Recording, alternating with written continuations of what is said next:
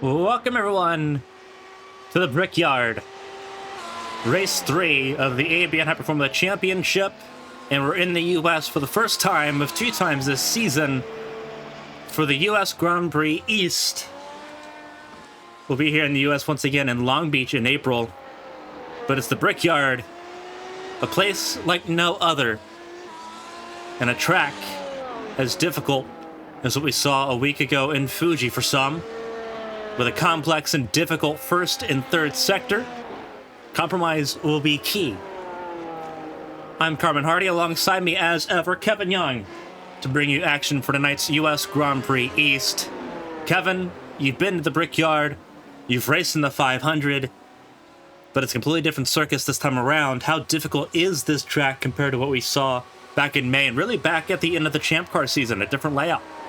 Yep, because they did run slightly different layouts, so it is, even though some of the pieces are still the same in certain areas, there's still some slight different variations you have to notice. And like you said in your little speech there, is that Sector 1, Sector 3, they're different enough in comparison that you can't, there's not really one kind of default kind of ideological setup that you can use, because if you try to go for the long speed and you set yourself off the last couple corners and set yourself going into one for long run, then you're going to really struggle in Sector 2. But if you set yourself up for the nice twisty bits and you don't give yourself enough power down those straights, you're just going to be passed like a sitting duck. So it's going to be about compromise, like you said. And looking at it, the one positive for most of the field is, even though slight different variations from Champ Car to here, it's still similar-ish enough that it will not catch out a majority of the drivers. As long as they've won a Champ Car event, which a good chunk of this field has, they should at least be okay with it. But obviously, again, different downforce in these cars. Let's see if we can ride on board Emma Carter here. As actually she goes to the lane. Never mind.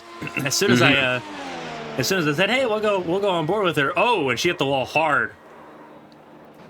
So that we're not going to go on board with her. We'll go on board with Christina Ryan. Give us just a second here. Use the roll bar. There we go. I just wanted to ask, it's Emma Carter now, or is it Emma Kruger? I need to change that. Yeah. Okay. Because it's Kruger on the timing, scoring, all that, so I just want to make sure. Don't want to get in trouble for making a mistake. Nope, you're good. That's on my end. All right, so Christina Ryan, she just had a crash. Prismatic Freya is Olivia Hayward. Going through the third sector here.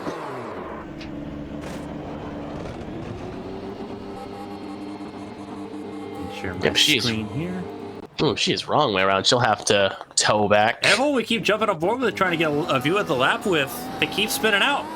And Tom Sears just did the same thing. Well, Rob Collier is about to start a lap. Next Sim Racing have a 1-2 at the moment.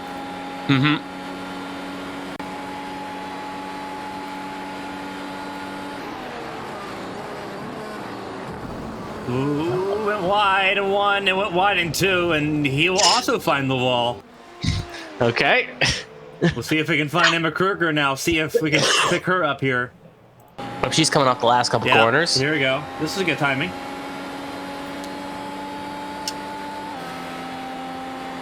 The Belgian driver. One last night at home at Spa-Francorchamps. Looking to go 2 for 2 this week before Champ Car's preseason challenge goes tomorrow night at Dover. Hot turn 1. Going through turn 2. This complex is tighter on this layout than it is on the on the Champ Car layout that we see in that series. And then the Champ Car layout bypasses this section of the track entirely.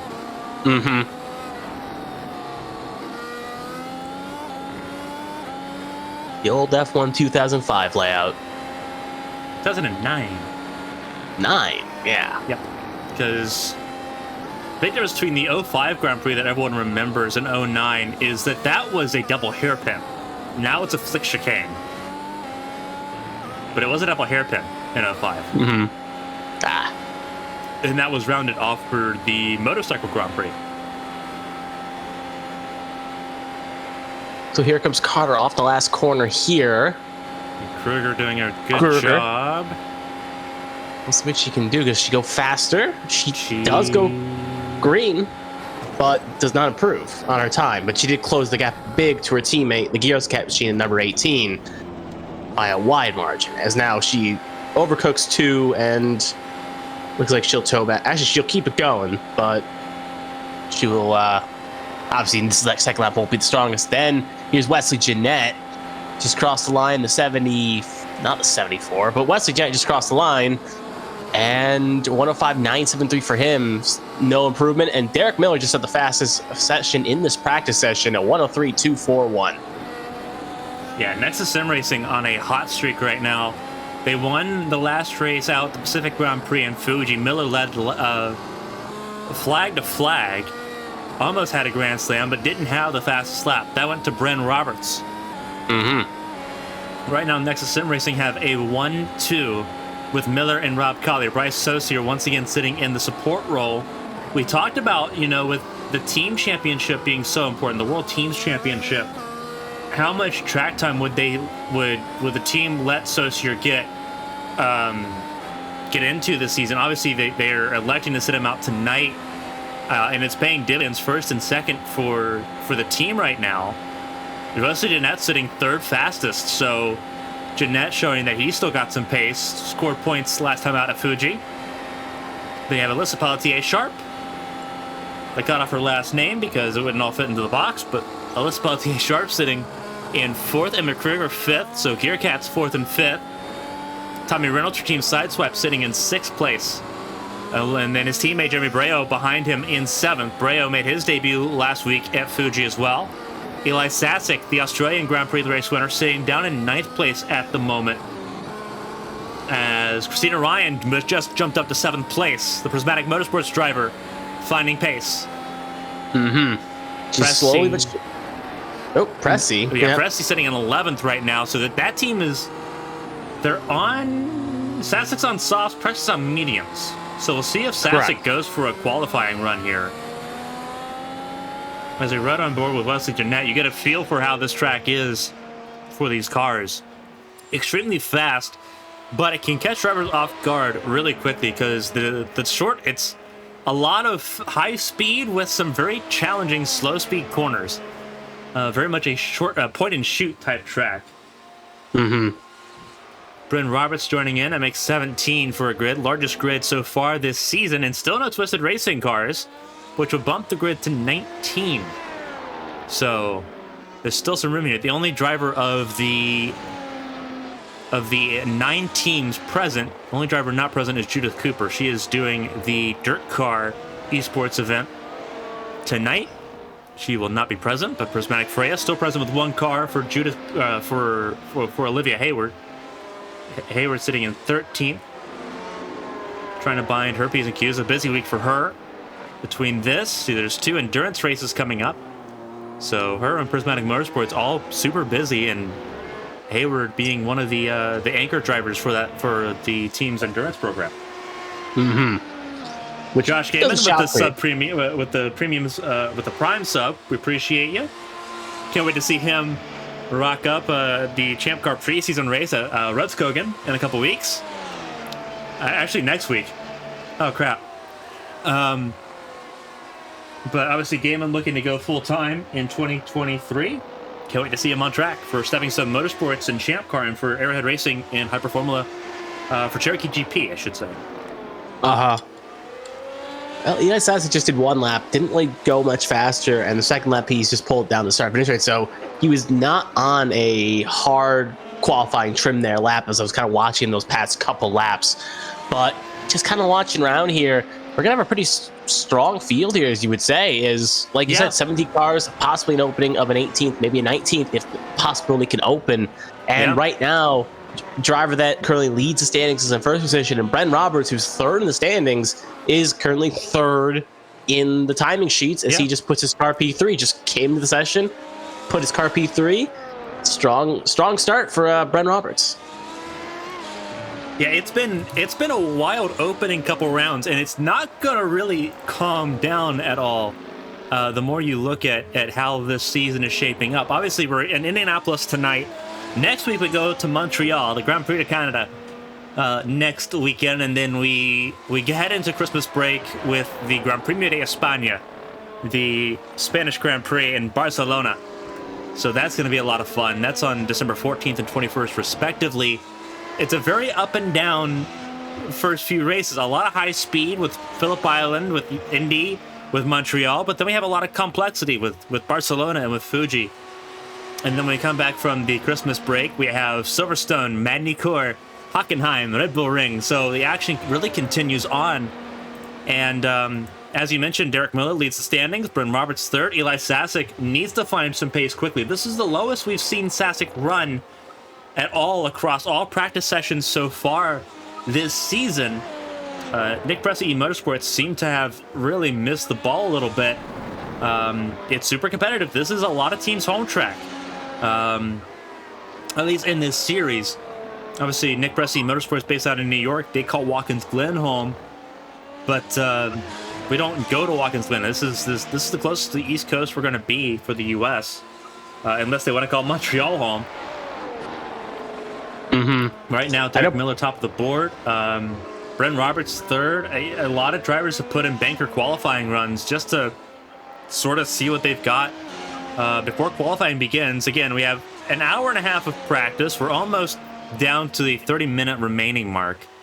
And then 20 minutes of qualifying, and then a 10-minute warm-up to dial everything in before we get the show on the road here in Indianapolis. So plenty of time if you're somewhere a little bit farther down the standings to try to take that setup and make some last minute adjustments to it. 30 minutes is not a lot of time. If you're really far off, I don't know how much you can really do in that time. But at this point, it may be worth trying something. If you realize Sasek, for instance, or Nicholas Presley eMotorsports being so far down, you got to just try something at this point. Maybe throw the old kitchen sink at it. Yeah, there's a lot of drivers that are not focusing on qualifying pace. Sears and Crouch both running qualifying runs now for Arrowhead Racing. They're at the bottom of the board. Both drivers scored points last time out in Fuji.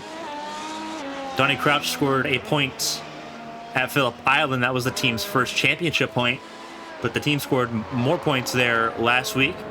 Looking to score even more points tonight at the team's defunct home race. Again, don't go to Mid-Ohio, don't go to Charlotte, but this will do. But that team's sitting right now 16th and 17th, but they've also run the fewest amount of laps so far in the session, minus Bryn Roberts, who is just on his out laps has immediately put himself in the top three. Tommy Reynolds put himself fourth with a 104.06. Still a little bit off of where Derek Miller and Rob Collier are, but obviously the NSR community cheering on the team that is currently 1-2, with Derek Miller and Rob Collier looking to become a part of the world champion tandem. That was a car off track. I believe that was Jeremy Bray. It was 74. Jason Blaney, some heroics at Fuji. Saw him bag his first podium in ABN competition ever, as he goes for a loop here, a little bit too aggressive on the curbing there, trying to rejoin the oval, and not holding the brakes there just cost somebody. I believe that would have been Bryn Roberts. No, it was not. It was Derek Miller. But heroics for Jason Blaney got him a podium at Fuji. Looking for a little bit more, but right now sitting just outside the top 10 in the timing sheet, sitting 11th as he comes out of the last corner and across the line. Starting a new lap. Derek Miller still safe at the moment, but Bryn Roberts up to P2. I think personally I think personally a lot of drivers are looking for better performances last week than what happened at Fuji, where after that opening lap one incident that took out at least a few drivers, I think a lot of drivers are looking good for good performances here tonight in Indy. And some of them are showing that that was that pace. Like Emma Kruger's not letting this go by the wayside. Wesley Jeanette had some pretty okay pace in that 76 as well, but others are kind of hoping maybe they can have the same luck they did in Fuji at the very least. As Bryn Roberts, like you said, up to P2, he's really, in these last couple laps, he's really just started coming in tune with this track.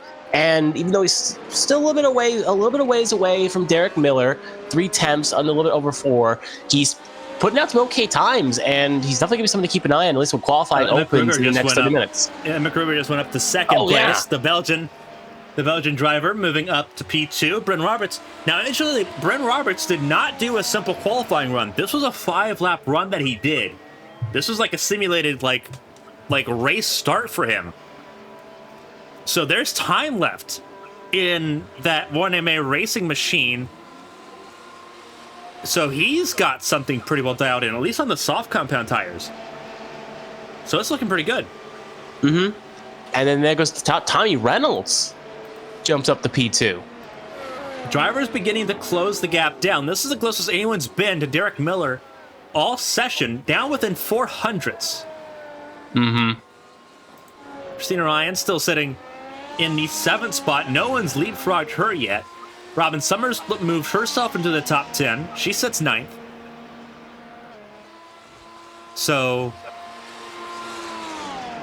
this is going to be an interesting. This is going to be an interesting race. There's a lot of, like, once again, that we're seeing a bit of a balancing act as drivers try to figure out where they actually stand. We know that Nexus Sim Racing coming in, they're looking at the teams, they're looking at the World Championships, and they want both hands on those trophies. But Team Sideswipe, after missing Phillip Island, had one car at Fuji. Both cars present tonight with Tommy Reynolds and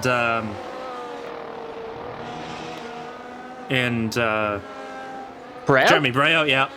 Yeah. My mind went completely blank. Jeremy Breo, who's both of them sitting top 10. So Team Sideswipe's not out of the conversation either.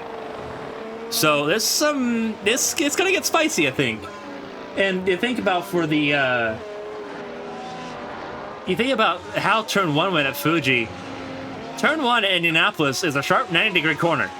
It's not fun. Turn 1, lap 1. It's like Oschersleben, but going to the right, not to the left. It's gonna be difficult. It's gonna be rough. The start of this race is gonna determine so much, and it's gonna be scary. As I just had a voice crack. That's awesome.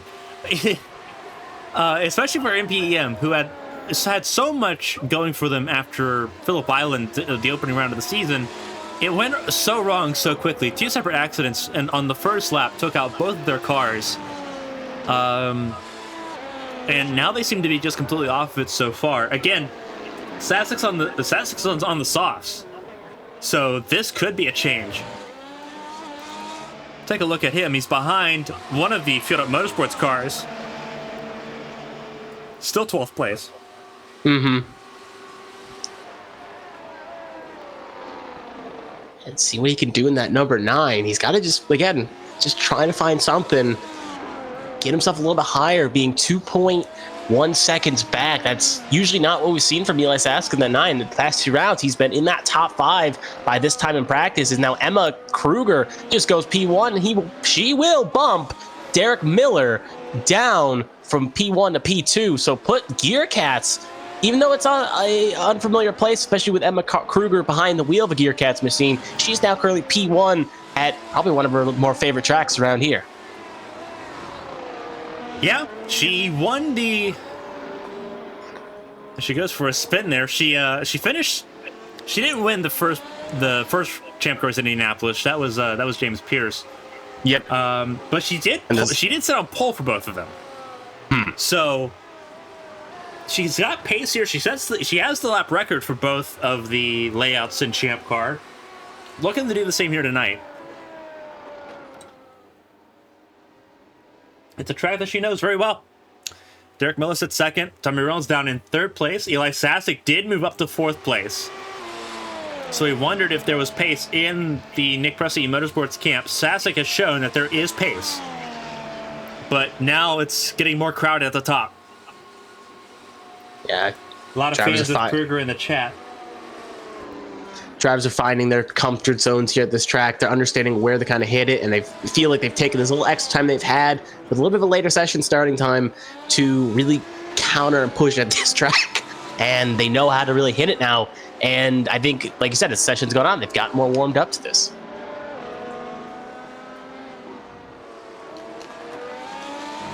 Nick Pressey's moved himself up to 8th. He's ahead of Christina Ryan.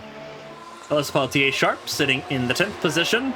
Tom Sears up to 11th. Robin Summer has been moved down to 12th. Breo down to 13th. Blaney, Hayward, Blankenship, and Crouch round out the field of 17 for tonight's practice. Final practice here at Indianapolis, qualifying in in almost exactly 25 minutes. That is Collier getting passed by, I believe that is Breo. It is 74 of Breo.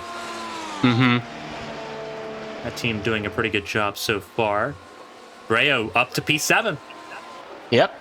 And Breo is on the soft compound tire. Whereas we were looking at, I believe, it was Rob Collier who has spun off of turn 2. And he will move back to pit lane.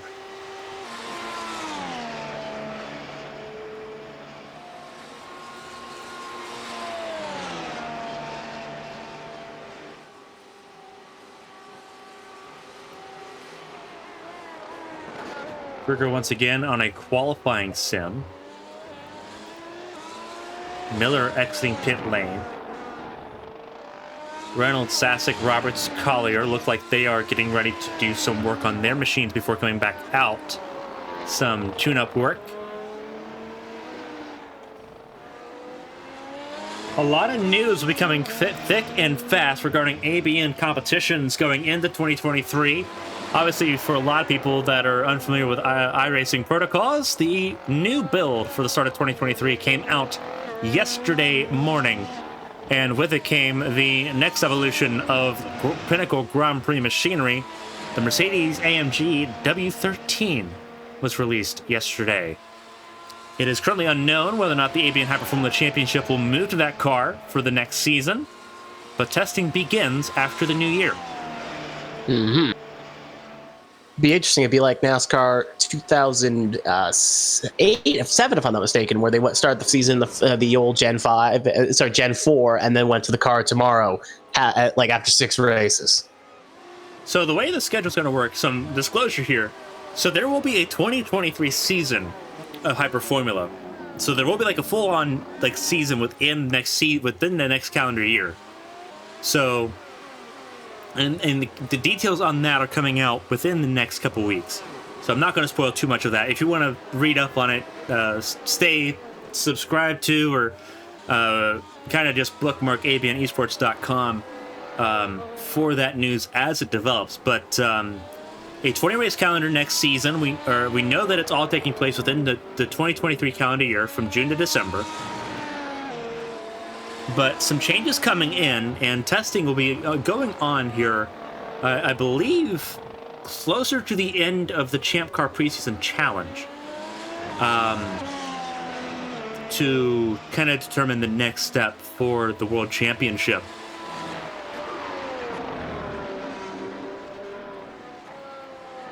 It'll be interesting to see how teams and drivers feel, not only about the developments within the World Championship, but about how they feel about between moving from the W12 to the W13, or if they want to stay with this car for a full year.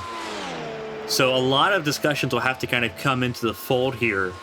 Obviously, the series looking to sort of court some more teams. Right now, there's 11 teams in the competition. They're looking to get closer to 13, 14 teams being the maximum. Courting with teams such as Agent Inc. Racing, trying to see if they can get a couple more teams on board to flesh out this grid even more going into the second season of the World Championships.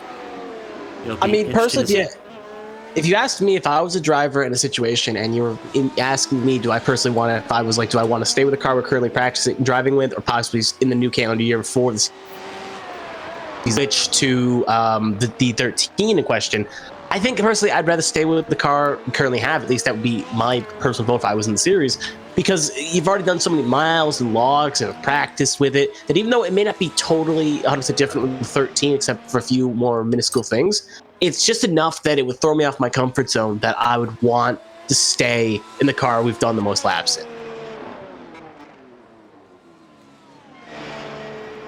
And I feel like other drivers will probably share that similar sentiment. It'd be interesting to see what the drivers at large think. There's Tommy Reynolds. Tommy Reynolds looking to try to get back in the P2, but yeah, such a close-knit top 4. It just kind of hard, especially with Sasek and Miller set their better laps a couple laps ago. You just got to try to find time where you can get it. Now, yeah, Reynolds did not really do that well in that run. So Reynolds was practicing pit lane entry, trying to maximize time there in pit lane. Now, interestingly enough, Emma Kruger just went even faster, 102.5 for Belgium.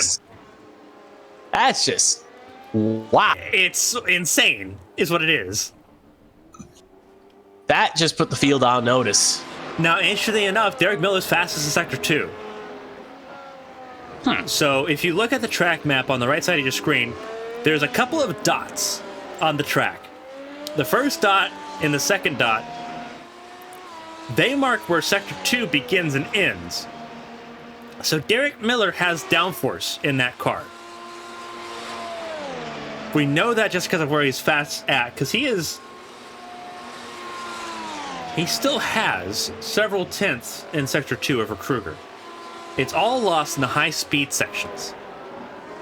And there's a lot of high speed here in Sector 3, which goes from the middle of the backstretch, from the middle of Holman Boulevard, all the way to the start-finish line, and then obviously it goes all the way into Turn 1 there. So, critical moments here. We'll see if... Obviously, Derek Miller's probably happy with the setup right now, knowing that all he has to do is stay on the front row, and he can pretty well battle for this race win. But right now, looking at Tommy Reynolds, sitting third fastest, Sasek still fourth. Yeah. They've really not made gain. They've been just kind of doing their own things, but they're still relatively close, so, because obviously they can't lose time. But yeah, they're just doing their own little things right now and just trying to figure out what they can do.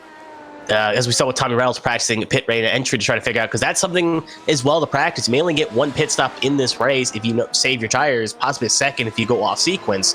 But maximizing your time, there's a big spin by Tommy Reynolds. Are pushing hard, trying to find some extra time there to try to get closer to Kruger. Collier on the soft compound tires, trying to see if he can get closer back to the top 5 again. Since he was in the top 2, it's been a lot different, a lot's changed. Yeah, when I joined the session, it was Teletier Sharp that was currently P1, and I bet you Sharp was kind of hoping maybe the session would have stopped right there.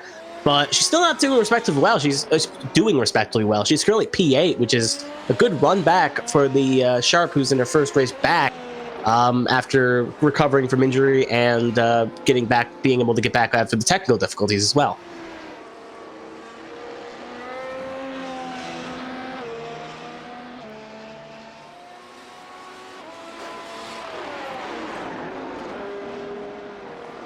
And a question in the chat regarding if you're under the weather.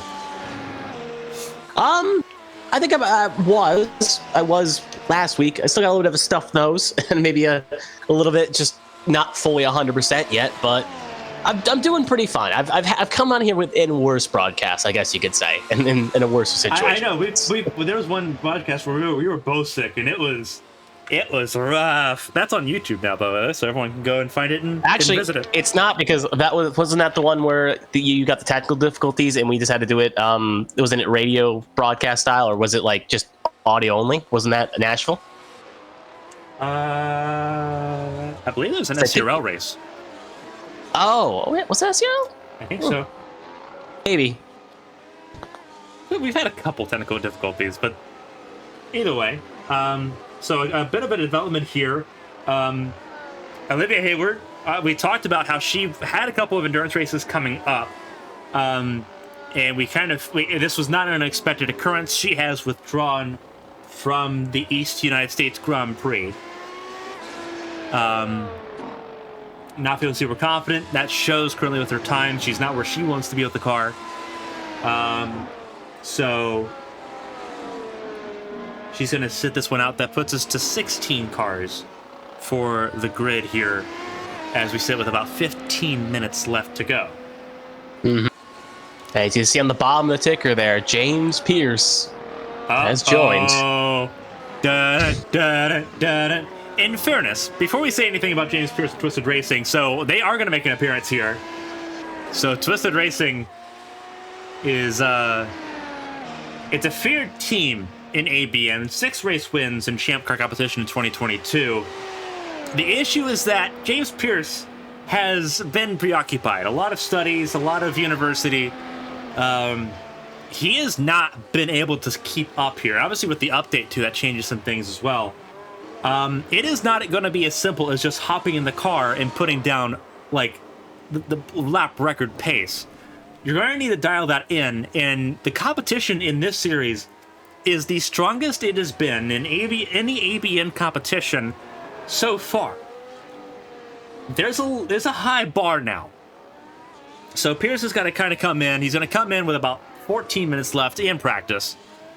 And obviously 20 minutes of qualifying to try to figure everything out and get comfortable. Obviously, he won here at this exact layout in Champ Car back in May. So he knows what this track layout is. He knows how to win here, but completely different circumstances. It is a almost 10-second difference between Champ Car and Hyper Formula. So, and his first lap, it is on the medium compound tire. That's what he's elected to start his practice on. But the team is present. That makes it 17 cars for the Grand Prix, pending Dan Tenorio's presence, if that does circulate here. Mm-hmm. If it does, that would bring us to 18. Yeah. And that obviously Prismatic Freya now, both of their cars completely out of it. Cherokee GP, neither of their cars are in. So there's 4 cars that aren't present. So healthy grid so far. Yeah. A lot healthier than it was last week at Fuji. Thank you. Was blanking on the track there for a second, but that was also kind of expected, a little bit different because more people own Indianapolis than they do Fuji, so you would expect a little bit more of a higher count in going into Fuji. I mean, to Indy than Fuji. Yeah, and obviously, and people have very polarized opinions on Fuji as well. We talked about that during the Pacific Grand Prix, how Sector 3 at that track is so polarizing for a lot of drivers. As we see James Pierce here. First on-track look of James Pierce's machine. Red and blue to the nines. Very fluorescent blue. Mm-hmm. Very.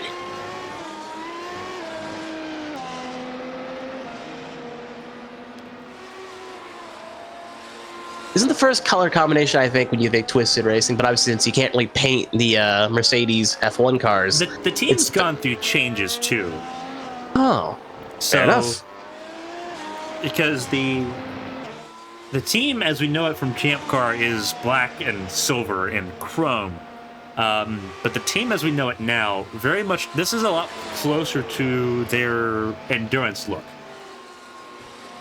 So, fair enough. Bit of a tie in there. Pierce still sitting last in the timesheets right now, still dialing himself in. He had not been in a car since September. So, definitely shaking off the rust here. But right now, still dialing it in, getting up to speed here. This is a quick car here. Obviously, you're looking at 102 lap times. This is the fastest these cars have lapped so far this season. Faster than Phillip Island, faster than Fuji. It's going to be faster than Montreal, I believe. Mm-hmm. So, these are blistering lap times. So, going to be an interesting development to see how James Pierce does for Twisted's efforts here tonight as they make their official debut in the season. Kruger's still fastest. Yeah. And she's happy she's currently fastest. She did finish Phillip Isle, but she's hoping to maybe get through this race without any incidences. That's what she's definitely, at least, she wants to win, but she's also definitely hoping without any instances, either self-inflicted or caused by another party. So she's just hoping to she wants to have kind of what Derek Miller was trying to go for last week and go for the old Grand Slam. But there's a lot of drivers. Yeah, didn't get it the fastest lap as Kruger, sorry. It takes some time to get used to that one. Kruger goes for a little spin there, but she'll keep the point in the right direction. She'll keep going. Her teammate Alyssa Pelletier-Sharp. The Belgian and French connection. Pelletier-Sharp, first time she's been in this series after recovering from an injury and fixing some parts up on her machines. She has made herself present her first Grand Prix in high-performance competition. Finds her currently 6th. So she's doing good so far.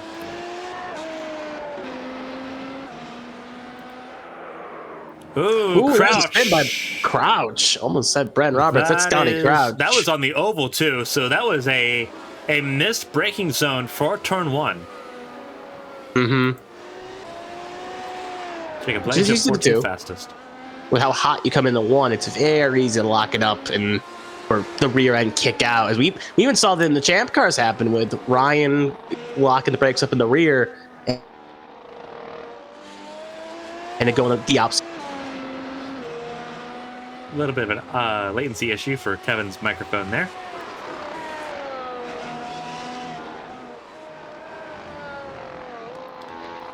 Jacob Blankenship sitting 14th fastest. Robin Summer ahead of him on the time sheets. She sits 13th fastest for Prismatic Motorsports. Prismatic Motorsports, the support team, not present tonight with Hayward's withdrawal. But Summer looking to right the ship here. 2 points from Fuji. Looking to add on to her point total here tonight. Christina Ryan ahead of her by 2 spots.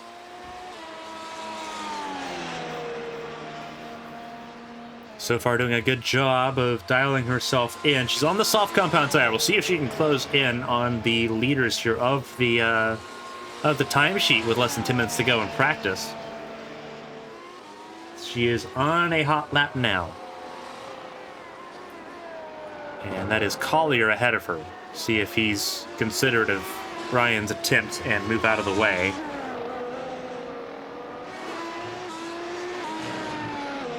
Yeah, we'll have to wait and see. Looks like she's not catching him at a fast enough rate that Collier would have to move, but going down the boulevard is probably going to be the best place. If Rob was to get out of the way, that's where the let Ryan go would be the case. But yeah, Ryan's a little bit far enough back that she doesn't, 29, she doesn't have to forcibly move over to let Christina through. Likewise, it may actually be beneficial coming out through the final corner here, because she'll have draft on Collier almost certainly now. And that'll boost the time a little bit. And with group qualifying, it very easily can happen during qualifying itself too. Yeah, and there's no penalty and no nothing. That's 100% a legal lap. Yeah. Across the line. Can Ryan go any faster? Nope. Slower by 2/10. No. It's a nothing game. I wondered if she was too close through this part of the track. Yeah, she's not happy with how everything's sitting right now. Nope, she's going to take the escape road, park it in there, and take another attempt, presumably. Now cut on with Jason Blaney, as he's coming through the last couple corners here in that number 22 machine. For those watching, spare my man Kevin some water. Got one right here. I'll go quick, take a sip real fast. Jason Blaney sitting 16th fastest on the soft compound tire, but they made the soft compound tire last longer than anybody. There's 3 strategies here that can play out. Either you go from soft to hard and you skip the mediums altogether, you do a 2-stop strategy and go soft, soft, medium, or soft, medium, soft, or you go to the medium and hards and you don't use a soft at all in the race. So there's three major strategies on the play here. And right now, everyone's been running their fast laps on the soft, so it seemed to indicate it's going to be one of the first 2 strategy calls that are being made. Yeah.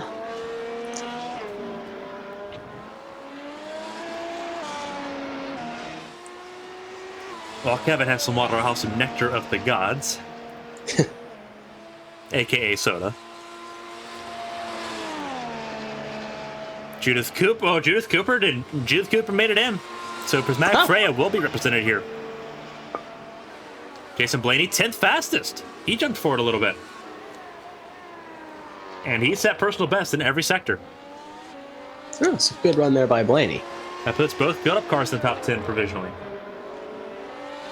Emma's spamming the hydrate. Emma! We good. I know we need to add some, like, rewards, but, like, we good. Rip kidneys. I know we need to add some rewards. We'll work on that going into the new year. That's one of our resolutions. Everyone's spamming hydrate. If this was a drinking game, we'd be dead. Yeah. It'd be over.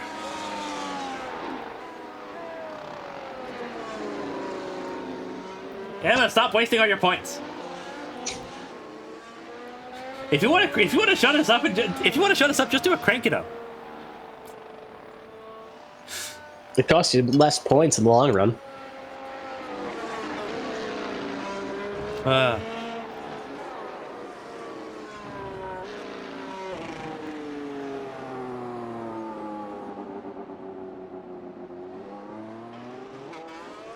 Miller doing something interesting. Not sure I like that. Solely because you need to have a little bit more speed going through that corner. But it's interesting nonetheless. Emma still got 17K. I've got 58K. But I also don't redeem it on anything because, you know, I run the channel. Yeah, you can redeem. I can do whatever I want. Yeah. Points are meaningless for you when you can call your own crank it ups when you want them. Tommy, if you had read the rule with the IRL word ban, you realize that it only works for 5 minutes. It doesn't work for the whole stream. We try to ban something. He wants something banned for the whole stream, though. Yeah. Which is fine. We just wait till qualifying.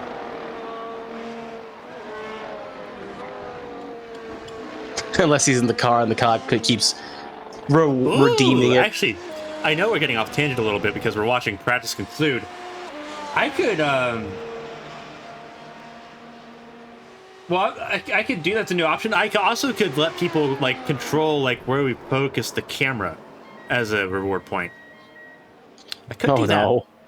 Well, so we can control like so drivers will be like, hey, focus on this driver for so up period of time. That could actually work. We'll tinker with it.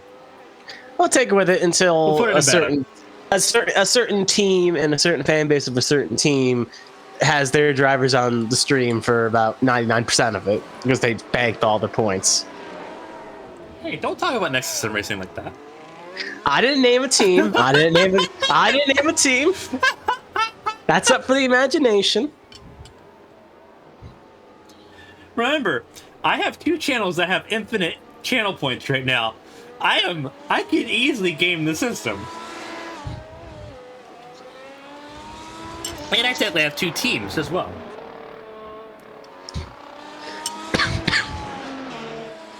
My genius sometimes, it creates gravity.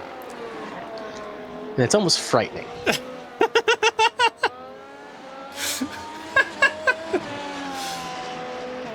Derek Miller's on a qualifying run. I'm in tears. Derek Miller's in a qualifying run here. Emma's in pit lane because she definitely should be texting and driving. Shouldn't this be the Miami Grand Prix? Is it in Miami Nation, Indiana? I forgot about the Miami Indians. I forgot about them. That's actually a good call. I like that reference. Ooh. Actually, yes, we should do a series where like all the races are based off the nearby tribes. That's thematically fantastic. I am writing that down.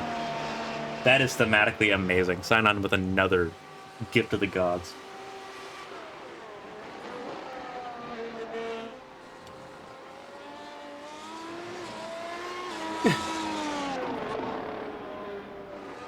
I'm a nominee for Road America? Yeah. Josh Gaiman, you mean I can be more narcissistic? I mean, you're a racing driver. There's narcissism in it to begin with.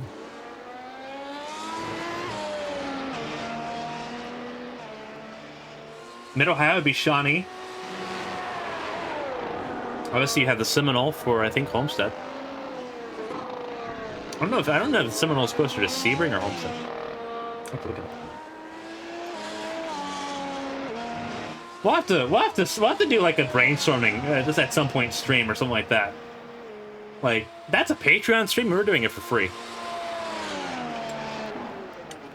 Time expiring here in final practice. We have 20 minutes in qualifying coming up.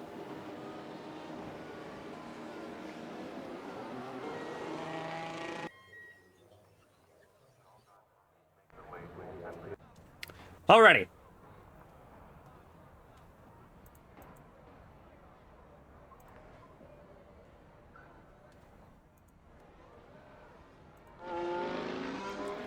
As we watch the beginning of cars moving out of the way for qualifying, Peltier Sharp, first car on track. Mm-hmm. Usually that is the case, as he always loves to be the one of the first cars on track. Look at how busy pit exit just got in a hurry. They were all scrambling.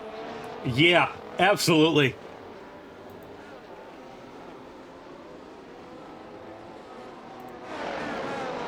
So Christina Ryan on a lap. So is Liz Peltier Sharp. She'll be the first one to set a lap here.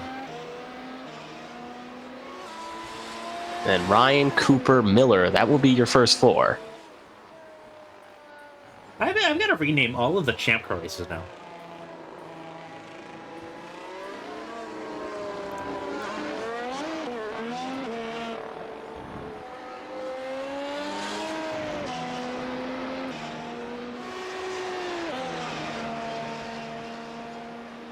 Qualifying beginning, top of the hour, 9 p.m. on the East Coast, 6 p.m. on the West Coast in the U.S. For everyone watching around the world, welcome to the third round of the ABN High Performance Championship. Qualifying underway, watching the opening laps emerge from our World Championship contenders.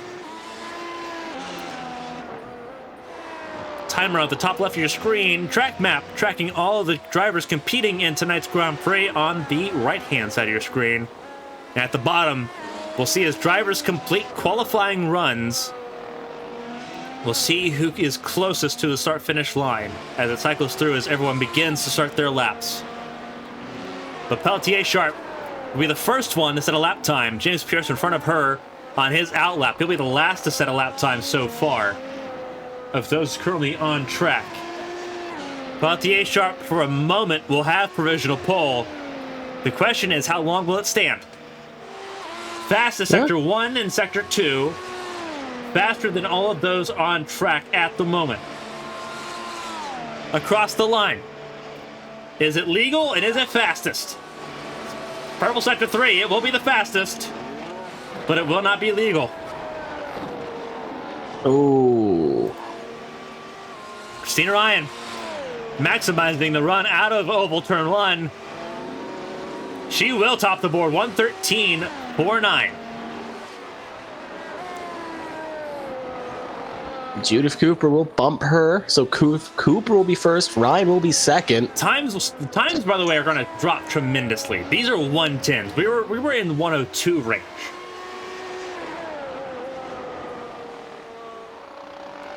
So times are going to fall dramatically here.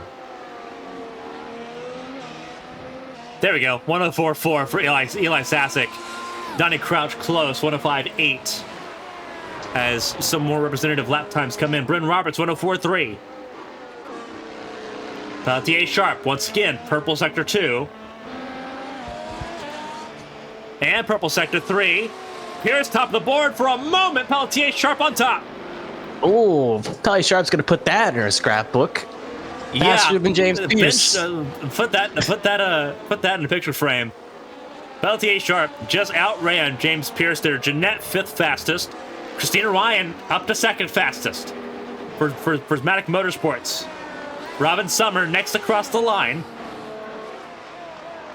Did not set a valid lap time first time around. Breo will be across the line next.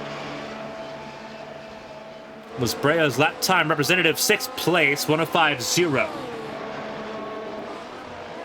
Judith Cooper on the board in 9th place.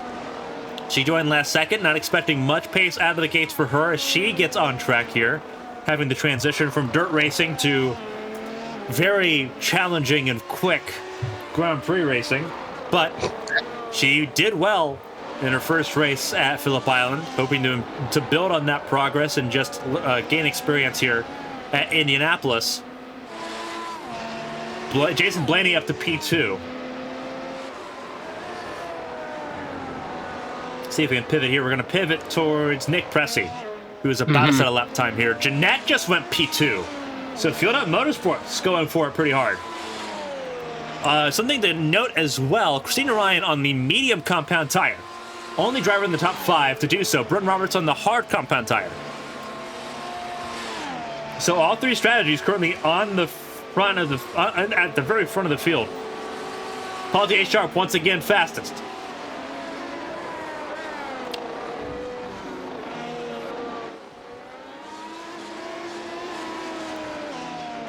Keeping an eye on times here, and it's just a game of chicken, a game of, again, like I said, mutual destruction. Who will obviously, some running soft, some on medium, some on hards, but it just feels like who will try maybe compromise a strategy to go for a pole run here, as we'll see what Emma Kruger can do here.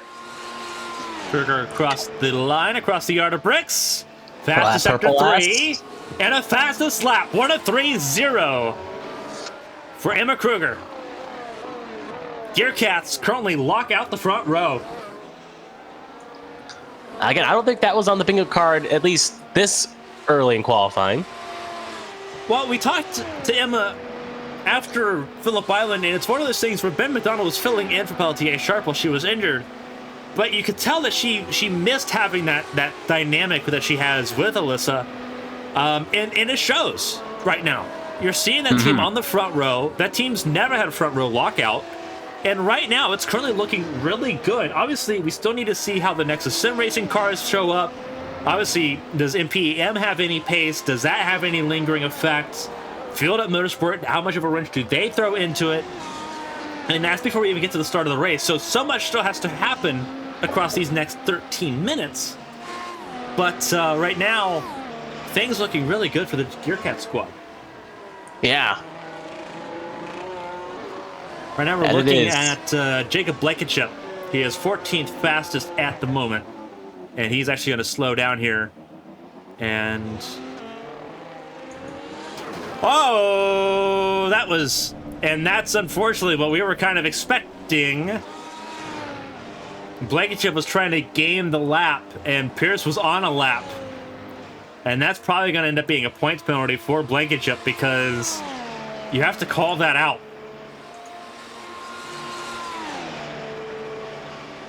You can't just sit on the apex of a corner like that. That just wasn't wise. Now, luckily, it's not as life-changing as it would have been in a champ car race, because you have the ability to set the fuel and control how much fuel goes into your car for each run, whereas a champ car, you don't. But yeah, still inconvenience to James Pierce there, who was the one that ran into him, that red and blue machine that we saw run into Jacob Blankenship. So that is going to be a bit of a yikes there when our director of competition looks at that. Oh, no doubt. She's going to have at least some thoughts on that incident. Yep. First penalty of the season came from Fuji. Nick Pressey got handed a 5-point penalty for the lap 1 accident between him and Emma Kruger. So,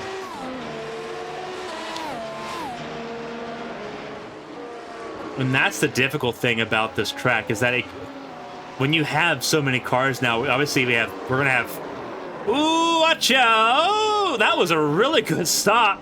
That was Jason Blaney that came to a stop. Wow. Didn't hit. Just didn't perfect. hit, but he's gonna end up resetting anyway because he blistered his tires. Yeah.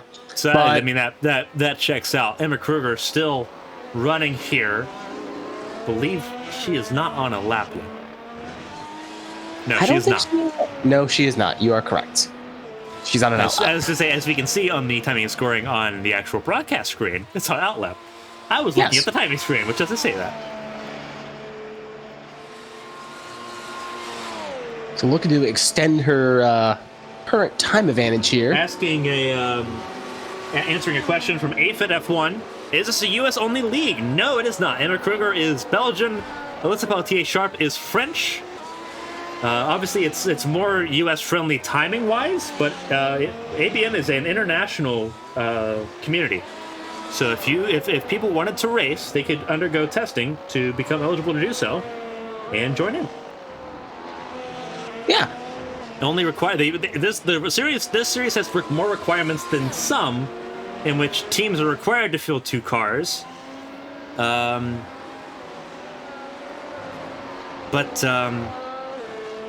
if everyone can pass the testing requirements, then 100% you can join in. Doesn't matter where you're from. There's been a few Canadians in here as well, right? Yes, there has been. That would be well. Yeah, there's only been one. There's only one eligible. Eric Nabarani is not of the age mark to qualify for Hyper Formula. Tyler Zhu, however, is. He is the Canadian driver that has made a start in Hyper Formula so far. Nabarani next season will probably make his debut in Hyper Formula.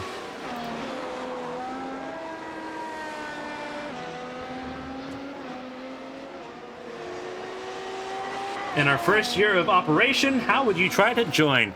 Let's see if Streamlabs works. It probably doesn't. Let's see. No, it does not. So I am just going to do the easiest thing I know how to do. So all the information on things you need to do. Let me see if it's in here.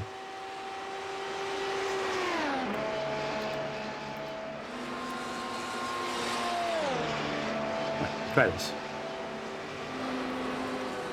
All right. So the link that's in the broadcast it's in the Twitch chat is where you'll go. You'll go to the bottom tab or the bottom button and where it says join us. You'll join our Discord and then we'll help you out from there. There's plenty of friendly faces there.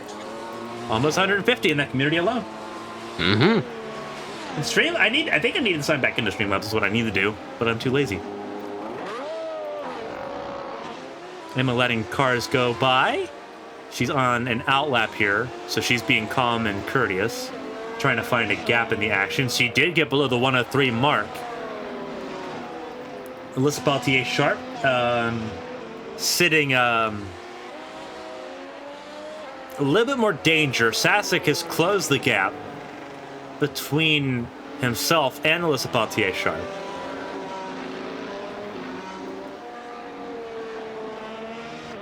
Again, for those curious, we're going to play this up here a little bit. We'll show this again during the actual stream. But here's the teams currently present and where they're at. Gearcats 1-2, Nick Pressey Motorsports 3rd and 10th. Team Sideswipe have a 4th place starter and a 14th place starter if things stay as they are. Twisted Racing, they have a 6th place starter with James Pierce. Field Up Motorsports have a 7th and... Where's the other Field Up car? 7th and... I'm missing something, aren't I? Yeah, okay, yeah. 6th and 8th, yeah. Nick Pressey Motorsports. Pressey just moved up to 4th place. Oh, big lap. Yeah, that was a huge lap for him. So they do have pace, once again.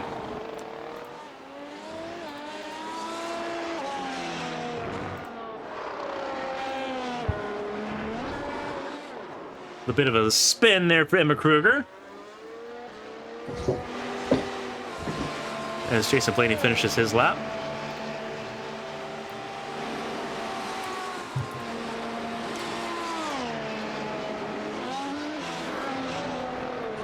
Okay, can anyone touch the Gearcats machines with around 6 or so minutes to go here?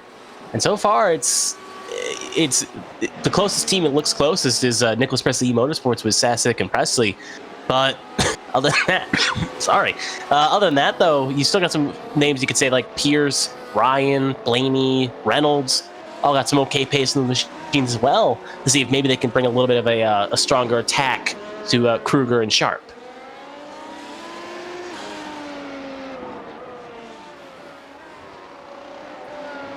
Looking at Christina Ryan's machine right now, she sits 9th place.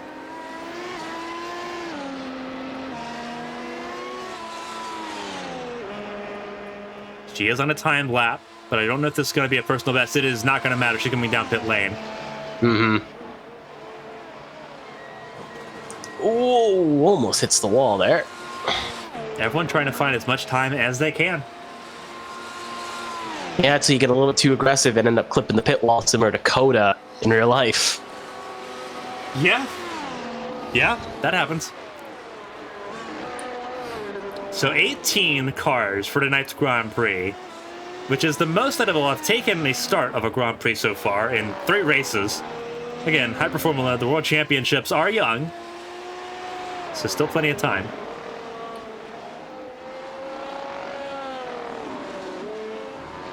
Rob Collier sitting in 10th. Obviously, everyone turned the jets on when we went live, but at one point, Collier was one of the top 2 in practice. Still trying to dial it in and find some of that pace. But Collier and Miller both struggling, as actually they're both on medium compound tires, so that kind of explains it. So they're putting strategy first. So that is going to be interesting to see. It worked out at Fuji last time. We'll see if it works out here tonight.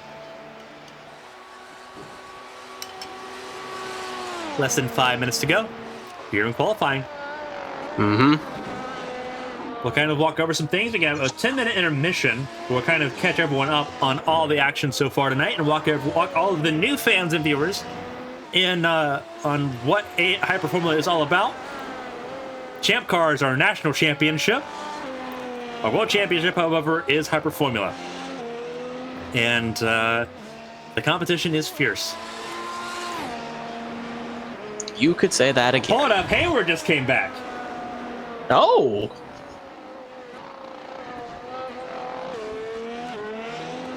Oh, hey, out of nowhere. She saw Judith Cooper come, and she was like, I can't. I have to come as well. I gotta show up too. So, Kruger coming down pit lane. Peltier sharp in the sand. Christina Ryan sitting 9th right now. This is her out lap that she's on right now. So we'll see what she's about.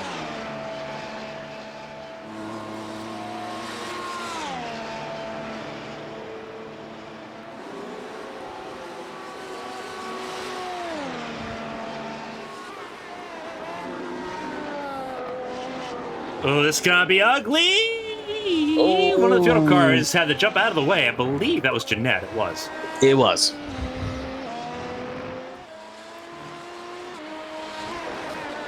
Less than 3 minutes to go in qualifying. So if people are going to make final runs, now is the time to make them. It's about to get very busy. And you don't want to be in a bad spot on track where you're behind someone and you can't get a good run because the car kind of compromised your run. Yeah. Don't want any hurt feelings here, but everyone trying to improve what they can. And that was an off track for Christina Ryan, and she knows it.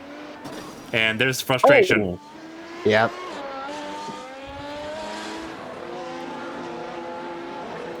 Kruger coming out of pit lane, timing it well. She's going to give herself a hot lap and an out lap here. The time will expire on her flying lap. So she's going to give it one more shot just to try to keep that pole position secured. But right now, things are looking really, really good for Gear Cats, looking for the first front row lockout of the year.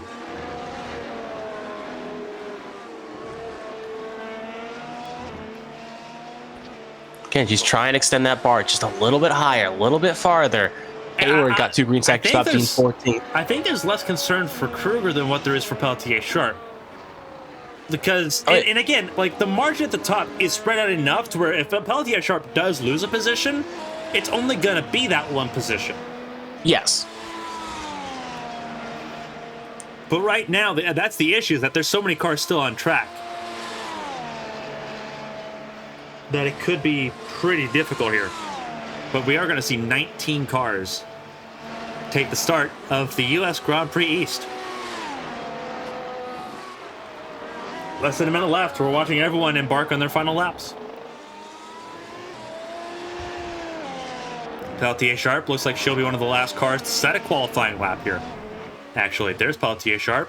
Actually comes down pit lane. Cannot improve. Decides, I'm not going to wait it out and waste time. And Emma off track in the first sector. Threw it away.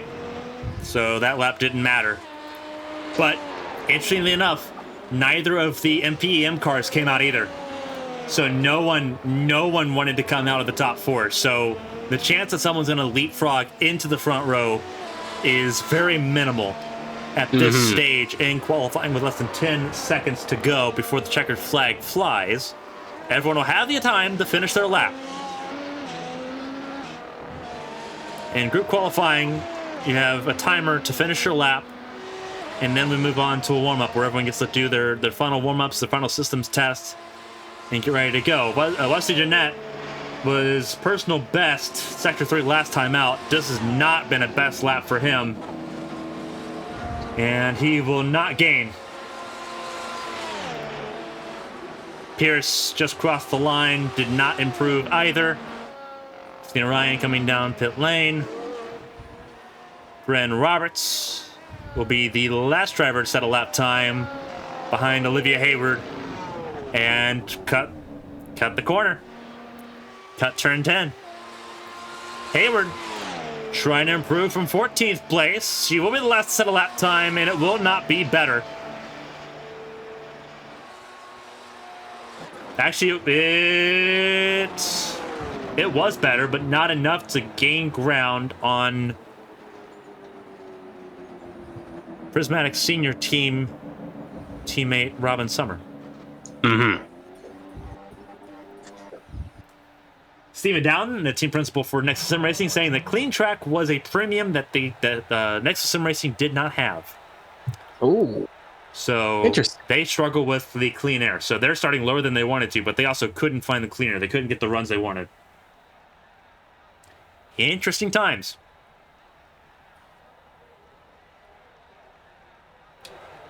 Diesel, welcome to the stream, Diesel. Oh, sweet, I didn't miss the start.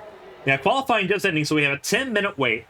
Emma saying it was a traffic paradise. Yeah, and it's a 2.6 mile track. If you think that Montreal's going to be any better next week, you got another thing coming.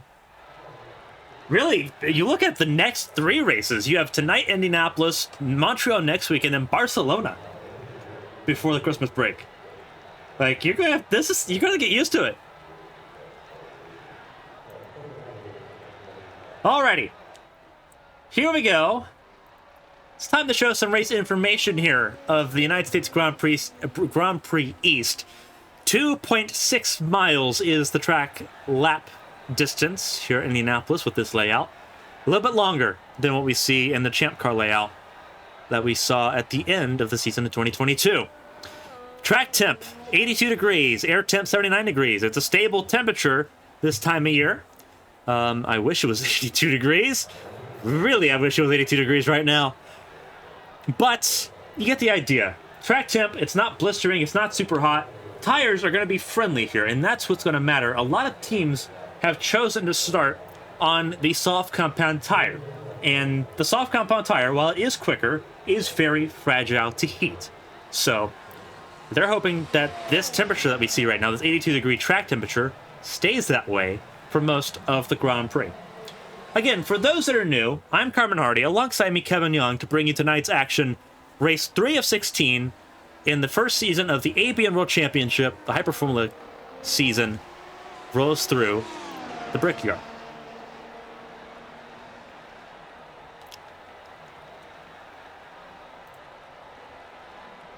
We're going to look through qualifying results here. Here's what qualifying looked like. Emma Kruger, top of the board. It's a Gearcats 1-2. So that's on its own history. The team's never done that in ABN competition until tonight. Nick Pressey Motorsports make up row number 2 completely, with Eli Sasek, our Australian Grand Prix race winner, sitting on 3rd place alongside him will be Nick Pressey. Tommy Reynolds and Wesley Jeanette share row 3. Then James Pierce in row 4 will be alongside Jason Blaney.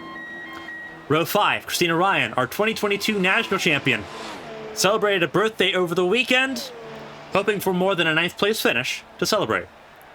Rob Collier will round out alongside her in row 5. That rounds out our top 10 of 19 starters for the U.S. Grand Prix tonight. Derek Miller, Bren Roberts in row 6, Robin Summer, Olivia Hayward in row 7. Jacob Blankenship, Jeremy Breo make up row number 8. And the further down you go, the more upsetting it is. Donnie Crouch, Tom Sears, strategy first for that team, but they were hoping for better than a 9th row start. Judith Cooper in 10th row on her own in 19th position, but she scavenged very well in Phillip Island 3 weeks ago. Can she do the same tonight? Chances are, if you can avoid the calamity on lap 2 and lap 3 and lap 1, chances are you might.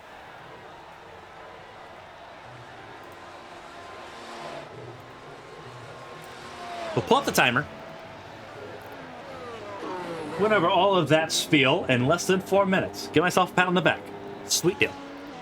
A lot of Just teams... realized I had my mic muted for coughing for a second there. I started talking and realized I was talking to no one. But anyway, though, to what you said there real fast about drivers in calamity. Yeah, we saw at Phillip Island with Ryan not Ryan, but she started on that hard. I think she'll start in the pit lane if I'm not mistaken. Correct. And she came back, got a podium finish out of it.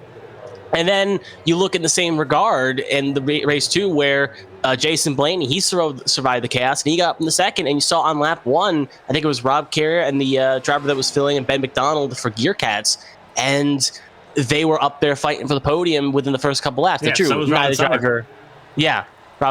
driver sadly was able to stay up there, but they still were fighting for the most part. Fortune favors the bold.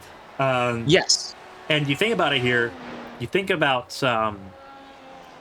That's gonna be that's gonna be the last little surprise, is how many drivers they like to start from pit lane for the start, because again, these turn 1s are not friendly.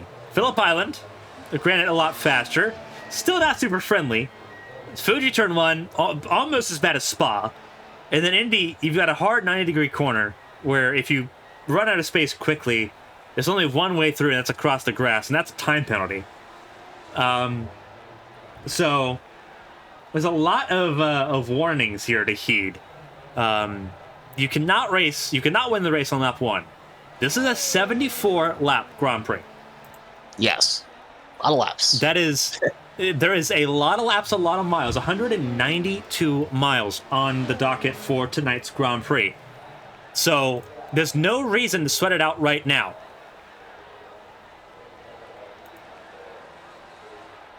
But the pressure is going to be intense. It is. I personally cannot wait. A lot of cars in pit lane as we watch some drivers roll through. James Pierce, fastest of warm-up. So he's got something figured out here a little bit, but granted, a lot of drivers have not yet done any actual testing. A lot of drivers, while we were going through the pre-race introduction, really doing their best to try to warm up and practice the standing start. Standing starts are standard procedure here in Hyper Formula and in Champ Car on non-roval road courses. So, drivers have had to do a lot of practice to tune up on those. These are not the rolling starts that you see typically in iRacing. It is going to be a very, very difficult thing to master. Easier in this car because of the hybrid system. But, still overall very difficult. We've had 2 clean starts at Phillip Island and Fuji. Is tonight 3 for 3, or have I jinxed it? We'll figure it out. Well, it was a clean start going into one in Fuji. That was a clean start, not a clean turn 1. There's enough of a run going into turn 1. Like it's not like we saw people like gear up and then spin immediately. Like there was a runway for that. So, in my opinion, that was a clean start. It wasn't a clean turn 1, but the start was clean. We'll see, and it's going to be a similar situation here. There's a long enough runway to turn 1 that you have enough time to sort yourself out and figure out how brave and you want to be.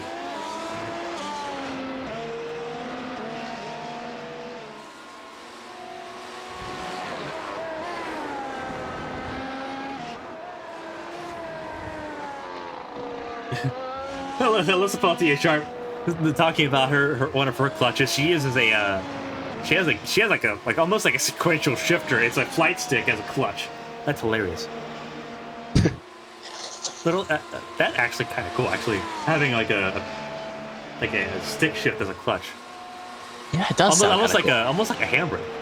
Yeah, odd for a Formula One car, but definitely interesting when it comes to certain series where you need that. You want that real authentic early '90s experience.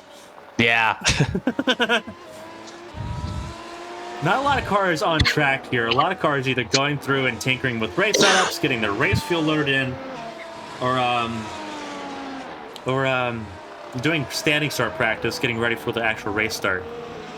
So we're gonna step aside for the next minute or so and kind of get ourselves a chance, give Kevin a chance to soothe his throat a little bit and take a drink. We hope you all do the same, because up next we get to see the lights go out and the race begin.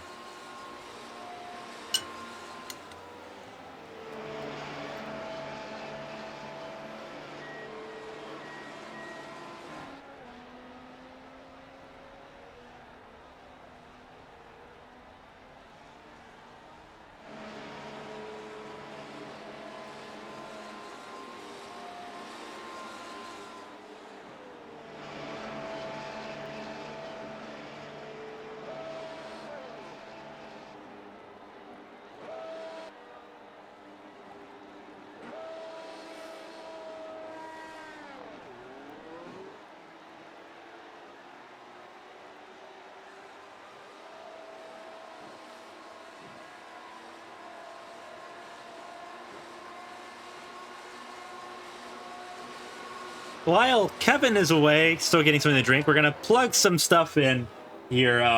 We appreciate everyone tuning in tonight. If you aren't already and you want to, feel free to follow us here on Twitch. All of it works. All of it supports us. Once we get to 300 followers, we are 10 away from 300 followers here on Twitch. Once we get to 300, we are doing a giveaway of a Gen 4 NASCAR diecast. It's a 124 diecast, so it's one of the bigger boys. We're doing that across our Twitch and Twitter followers. So make sure that you follow us both on Twitch and on Twitter to be active in that giveaway. We'll be doing that at the top of the new year. For free to, if you're following us, if you're watching this from abnesports.com, we appreciate you supporting the website. We have our merch store going up in February with Agent Ink. We can't wait to show you some of the designs we have in store and some of the stuff coming up here as we get ready to go. But we appreciate all the support you've given us here. Obviously, we're going into year 2, and you all make all of this so possible, and we're super happy that you're here with us tonight. I shared that sentiment as well. Welcome back. You're joining in right at the perfect time.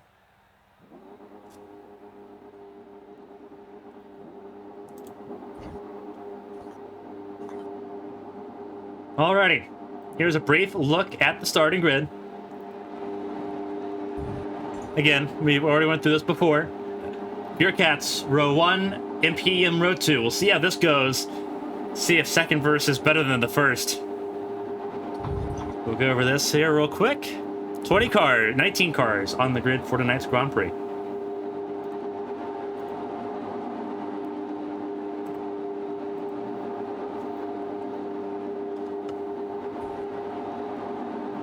The anticipation is building as cars slowly climb in. Waiting on Olivia Hayward. Not sure if she's still in or not. We'll double check. Looks like that'll not be the case. 18 cars on the grid. She's on the pit. She's on the pit lane. 19 cars. 5 red lights. The U.S. Grand Prix is underway. Ooh, they're 3 wide for the most part. Looks like everyone got away relatively okay with a little jostling. Kruger everyone got away clear. clean. A lot more timid of a start. And everyone survives turn 1. Mm-hmm. That was critical. Everyone learned from Fuji. Yep. Everyone gave themselves space. No one was to lock the rear brakes up and sent it. That's what you like to see. Beautiful, beautiful, beautiful. Although not really beautiful for Alyssa Pautier Sharp, who's already dropped from 2nd to 6th, had too timid of a start, and has dropped behind both MPEM cars. When actually, no, Sasek had an even worse start. Sasek's down in 9th place. Yeah, he is. So that's a rough time. And we've had a spin and an issue, and it's 2 cars, Blankenship and Cooper. Crouch has had a spin. but he's still rolling. But it is already game over for 2 cars. Blankenship and Cooper out lap 1. Yep, they both had a tow, and like we went over the rules before, if you actually 3 cars, I think, were involved as well, as one other one spun as well, but he kept it going. Or she, I didn't see what it was. But regardless, yeah, if you have the tow, that is your race done, and you will be over, just like in real sports. Yeah, I mean, real F1. We'll go back and look at that opening lap in the crash in a second. But right now, Carter is Kruger, Pierce, Pressy, Jeanette, top 4, Blaney 5th, Peltier Sharp 6th. That's a wild top 5. Pierce has gained 5 spots on the opening lap. Biggest mover so far, apart from Robin Summer, who has also gained 5 spots. And Blankenship and Cooper both already out of this race and out of their cars. Their Grand Prix over after a fraction of a lap.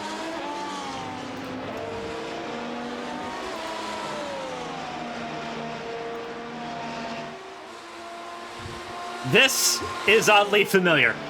We've seen this a couple times. It's Kruger and Pierce. The battle begins early at the front of the field for the Grand Prix. Kruger very hot under the brakes, almost lost it. Kept hold of it. That was vital. But the pressure is on, both of them on the soft compound tire. P3 Pressy on the mediums. That is important for the strategy. Because that means that either Kruger and Pierce are moving to the hards and 1 stopping, or they're 2 stopping this race. And that's a long pit delta. That's a 46-second pit delta. Yeah, that's side a by big side. pit delta. DRS open on lap 3. Pierce swings through. Pierce takes the lead.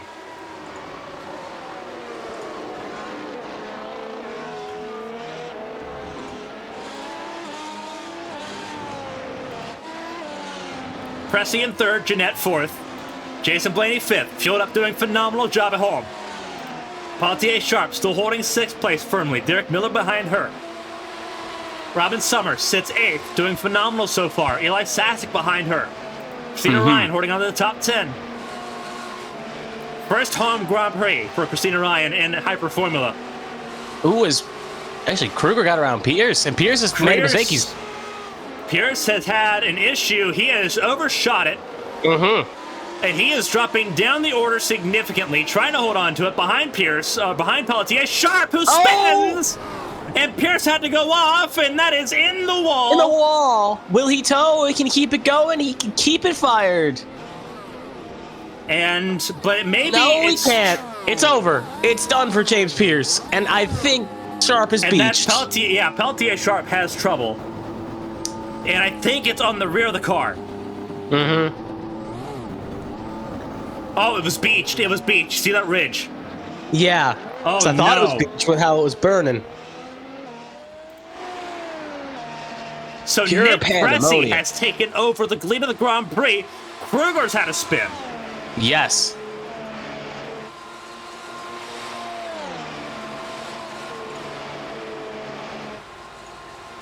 The calamity continues. The start wasn't the problem. Nope, it was the lap after the start. Wild. You could say that again. I would, but my voice already cracked enough as it is. Ooh, Miller's with the slide. Christina Ryan's had issues. And that is out of turn 1. Yep.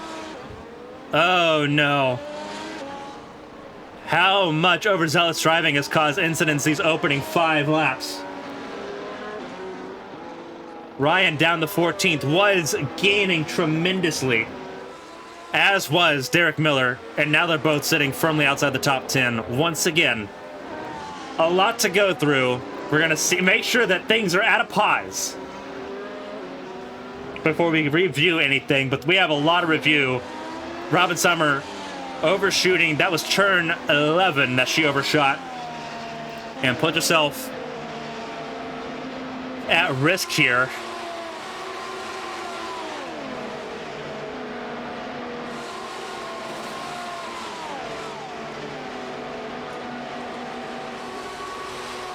A wild turn of events, but things have settled down. Yes, everyone's kind of got a little bit of breathing room. Big train form behind Emma, but right now, Emma spun! And that was contact between Emma and Bryn Roberts. Correct. And Bryn Roberts does have trouble as Summer spins. And the calamity continues. She still hasn't come to a stop. No. She's in the grass. No contact, it looks like. Looks like it's just a harmless self-spin. Harmless, relatively speaking. No damage so far. As she tries to rejoin, she'll drop down to 13th. And Emma's also towed as well. That is going to be done for the 70. Yeah, and she is already out of the car. It's already lights done. That is insanity. So much has happened in these first 6 laps. And it's largely been... I'm not going to say it's largely been contact-free. There's been a lot of contact behind it, but it's been self-spins that end up in contact. We have a battle for second as well, as Blaney just got around Jeanette going to the break zone to 1. There battling for second place. That was trying to work together. More of a calculated swap. Blaney trying to chase down Nick Pressey. Now this is legitimately a battle for the potential Grand Prix race win between these 3. Nick Pressey trying to become the first driver to win in both Champ Car and Hyper Formula. Jason Blaney, after getting onto the podium a week ago in Fuji, now has his sights set on a Grand Prix victory. So we're going to look to see what happened. Pierce is officially out of this Grand Prix. We knew that was a formality, but it is officially over for Pierce. Kruger, the pole sitter, also out. Presley just had a mistake, I think. Blaney just got around. Yeah, he did. As we were talking about all this stuff, it keeps popping off on lap 7.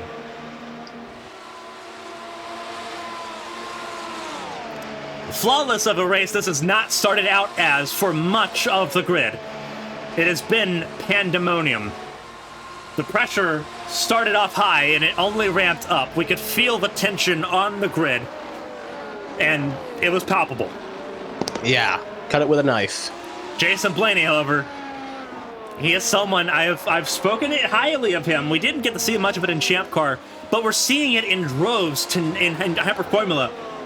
He lives under pressure. Pressure's where he thrives. He is someone who can turn into a diamond in pressure situations. And in this car, that is so difficult.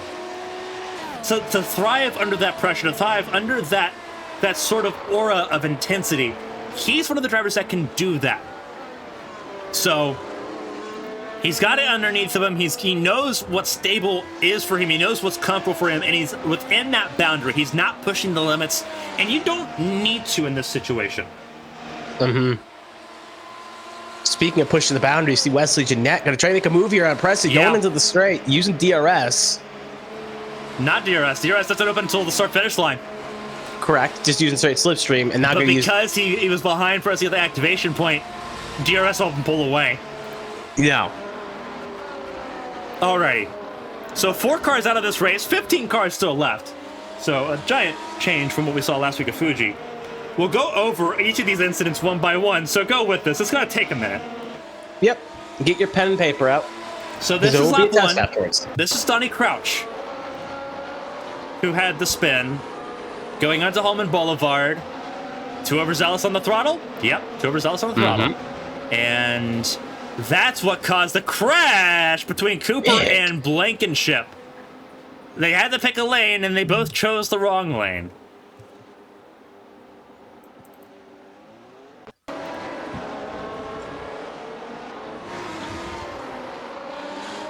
And Blankenship tried to move over. Judith Cooper was unsighted.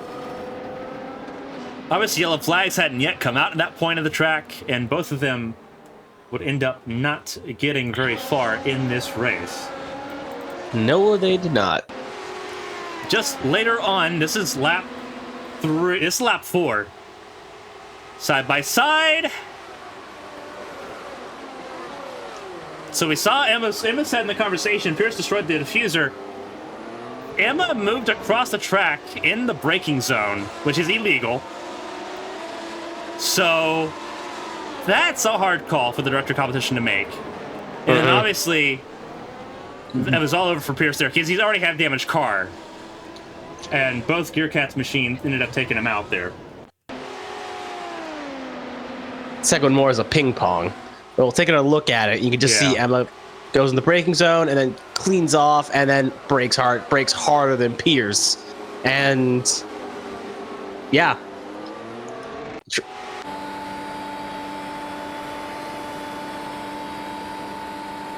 Because if you're Pierce, you're wondering why Emma just brake checked in front of you, and then Pierce just has nowhere to go. I get, because I think Emma thought maybe she had more range, that she didn't think Pierce was going to run in the back, but maybe not underestimating Pierce's late braking, that caused that. And then you'll see here that, the other Gear Cats machine is sharp, gets ping pong, nowhere for Pierce to go, and Pierce goes off into the tires. So again, we'll look at it again.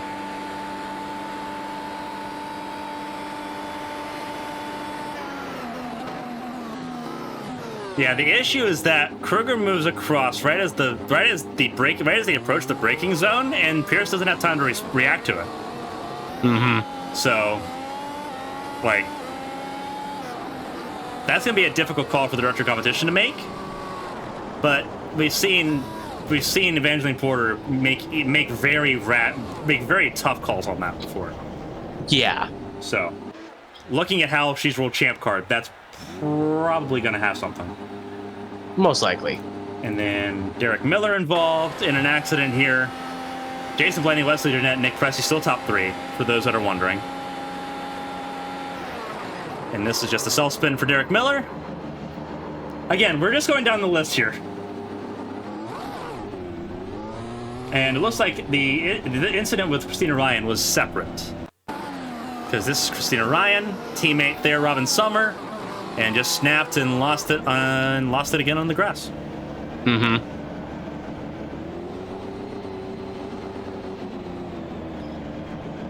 And then we'll see what happened here with Emma Kruger. Just kind of lost it on her own with some of the slight damage and maybe the possible diffuser damage, and it kicked the other way. And nowhere for the car behind to go, and Brendan Roberts, and they touch, and off into the grass. Kruger went.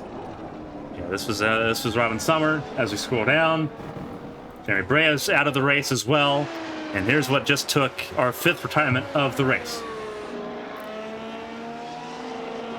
Ooh, that's a weird place to snap.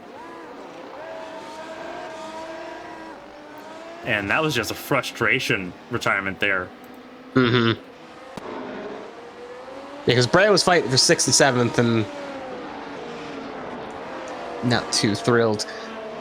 So now back to real time, as Eli Sasek was able to catch up to the back of the second place train, with Jeanette forming with his own teammate in the middle there. And there's a big gap between, because they have no pressure. Because it's basically Jason Blaney leads his own little world right 4 seconds up the road. And then it's Wesley Jeanette, Presley, Sasaki in one train. And then it's Reynolds, Roberts, Hayward, Miller, Collier in the other train. And then Roberts and Ryan, Sears, and Crouch. And also Ryan Sears at the end of that little train as well. So it's kind of 2 packs with Blaney in his own little world. So we'll see if that's because it's such a big gap between Sasek and Reynolds, about 8.2 seconds. It's going to be a little bit harder for Reynolds to close it in on Sasek. So right now it favors Jeanette, Presley, and Sasek fighting if they want, but obviously the first rule is not to fight your teammates, because we're going to see a little bit of a switchback maneuver here as Sasek is going to get around Pressey and going to put Sasek third. So obviously I think at Nicholas Presley Motorsports, Pressey thinks that Sasek is a little bit of the fastest driver at the moment to try to challenge Jeanette to get that car in the second position. Yeah. The team didn't survive lap 1 at Fuji. They've survived the first 14 laps here at Indianapolis. Both GearCast cars either out of the points or out of this race, with Peltier Sharp in 13th, Kruger out. Pierce, Breo, Blankenship, Cooper all out of this Grand Prix. Summer in 14th, last car running on the lead lap, however, still. Peltier Sharp 13th, Crouch 12th, Sears 11th. They've almost gotten themselves into the points just by letting the calamity happen on its own, as we saw last week. Mm-hmm. And I think Olivia Hayward, she's sitting 7th right now. The English driver doing a phenomenal job. Didn't even want to be in this race. Yeah, 20 minutes ago. Even where she lives in Great Britain, so she's already 5 hours ahead of the East Coast. So it's already almost 10 p.m. East Coast time, so it's almost 3 a.m. in her time of the world. did not think she wanted to take part in this Grand Prix, but here she is about to score at least 6 points as things currently run in the early goings of this Grand Prix. So she's done a phenomenal job so far. May not be super comfortable, but a lot of points on the board so far, and that was the objective, was to try to steal points away and keep both sides of Prismatic's garage competitive. Yeah. Only downside, though, is, like I said, she's putting up a good fight right now, but she's got a lot of competition around her. It's not like she's in her own little bubble, so she's going to have to fight tooth and nail to keep those points or possibly even get more points. Here's the battle in this group here. Reynolds, Roberts, Hayward, Miller, and then really you have Rob Collier there in 9th as well. So both the Nexus cars in the top 10 now with how everything is sitting. Mm-hmm. It has been a frantic opening stanza here in Indianapolis.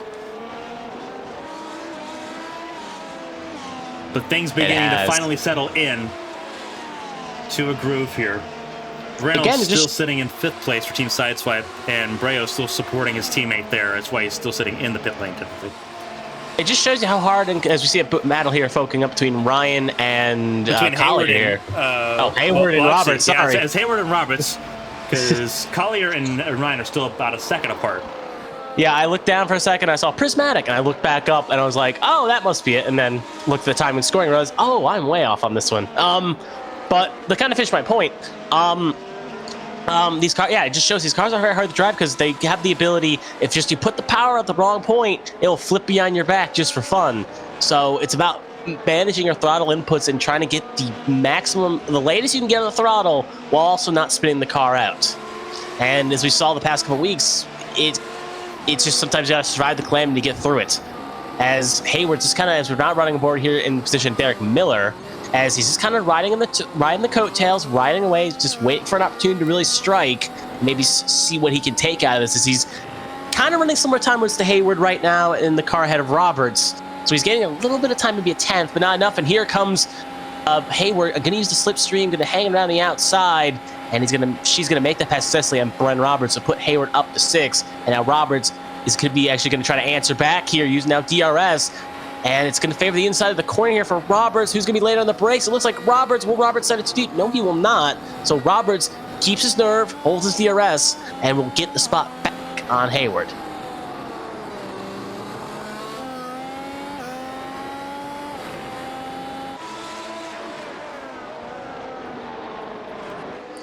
Oh, but look how much time using the same DRS, Derek Miller was able to get onto Hayward as well. Yeah. It's a DRS train foreman. Yeah, a couple really heavy points here. This is another DRS zone here down the Holman Boulevard. So still tooth and nail fighting going on here at the middle of the top 10. Reynolds in 5th. This is the battle for 6th on down. And Miller, Collier, and Ryan all a part of this battle. There's Christina Ryan just off the tail of Collier at the moment. So 6th through 10th, almost under a blanket right there. Mm-hmm. Once again, making an attempt on Bren Roberts. Down the front straightaway, across the DRS point. Again. That is an attack mode deployment of the hybrid system right there for Roberts to stay ahead of Hayward despite the DRS. He is using up that battery as much as possible. Downside is it's going to hurt him in the longer run here. Is when he has nothing, it's going to allow Hayward and the rest to strike. So it comes at the price is good, but the cost is it's going to hurt you later, and you're going to have to save the resources to try to stay ahead. So it's a risky battle, but right now it's paying off, at least in the short term, for Bren. Tough battling so far in the early going. Both Robin Sumner and Alyssa Pelletier-Sharp are now 1 lap down to the race leader. Mm-hmm. Here's the intervals. Yep, you got Blaney 4 seconds, 4.6 clear of Wesley Jeanette. 3 clear of Eli Sasek, and it looks like Eli Sasek just got, again, another switchback maneuver. Pressy gets around Sasek, so put Pressy in the podium position. Neither of them have had any answer for Fueled Up Motorsports. Fueled Up's been able to walk away so far. Again, it's Fueled Up Motorsports on the soft compound tire, which they use to perfection at Fuji. If there's anyone that can make those soft compound tire strats work, it will be Fueled Up Motorsports. But obviously, pit stops for the entire field have yet to happen. So Still a lot of work to do, but right now we're watching this battle for 6th place. It is intense right now. Christina Ryan almost in this battle as well. Actually is in this battle. There's a 5-car battle going on. We only show 4 in the timing screen, but 5 cars are in this battle right now. Tom Sears not far from it either. Nope. Like you said, it's just a DRS train because they're just catching on each other, and then one can't make the pass than the other. It's just allowing a slow car to catch up. And Ryan, just big winner there, gained 2 spots just on a easy push here, and Hayward's gone too deep, and that's going to cost Hayward time and people were sending lose it. touch. Yeah, people were sending it in at the end of Hillman Boulevard, and that's what it looked like. But right, obviously biggest winner there. I think the biggest winner was Derek Miller there. Yeah. Christina Ryan obviously gained pretty much a pretty big amount. Got ahead of Collier, got ahead of Hayward. Hayward, the biggest loser, now out of the top 10, but she has the pace to get back into it. Still a long race. We still have 54 laps to go in this Grand Prix.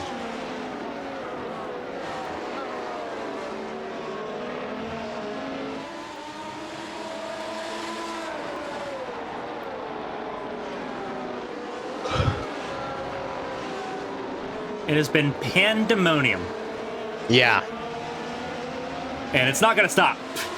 No, look, you can see by this train, it ain't going to stop. Is Derek Miller not going to make a move on Brent Roberts, who may have just used pretty much all the last of his ERS? They also think about Brent Roberts is on the hard compound tire. Like, that's a hard ask anyway. Let alone for someone of Derek Miller's speed and his ability. That's a hard ask.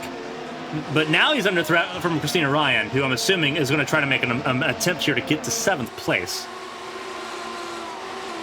Last week it was Robin Summer, the breadwinner for Brucematic. Right now, Christina Ryan trying to score the points. Using the draft of Derek Miller, who does not have DRS. Brent Roberts doing as much as he can to be a thorn in the side of those going by. But make that 7th place for Christina Ryan. She is up 2 spots from where she started. She started 9th place. Dropped down a little bit, survived the calamity, and now on her way back up.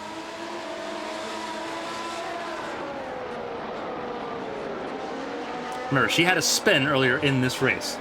Peltier Shark has had a pit stop. Olivia Hayward coming in for her first stop. That's a car spun. That is the 84, Brent Roberts. It was. Now down to the 10th spot. Still in points paying positions, but just. And he's going to be now the second highest person securely on a set of hards. Yeah, behind Tom Sears, who started on the hards. Yep. It's worth noting, looking at the time of scoring, Eli Sassick just cut a second down in the Wesley Jeanette. He was 4 seconds now. It came down to 3 seconds because Jeanette was trying to get around the lap traffic of Robin Summer. Thank you. And that's what Sassick just had to deal with there going into turn 1. Fair enough. So I saw it fly down by well, 1.2, 1.3, but obviously different parts of the track caught in different sections. Yeah, it's back to 2.7, almost 3 seconds again, which is what it was before the traffic. Yeah, fair enough. Rough game to play on a Wednesday evening. And it's only going to get rougher from here. Next week, the High Performance Championship, ABN's World Championship competition, goes to the Circuit Gilles Villeneuve on the Ile de Notre Dame in Montreal. Tomorrow night, the Champ Car Preseason Challenge goes to Dover. So, it's going to be tough all around this week for everyone competing in our open wheel competitions. But a lot of fun. Saturday night, SCRL Truck Series action from Lucas Oil Raceway rounds out our week of activity. Sassick has cleared his teammate by 2 seconds.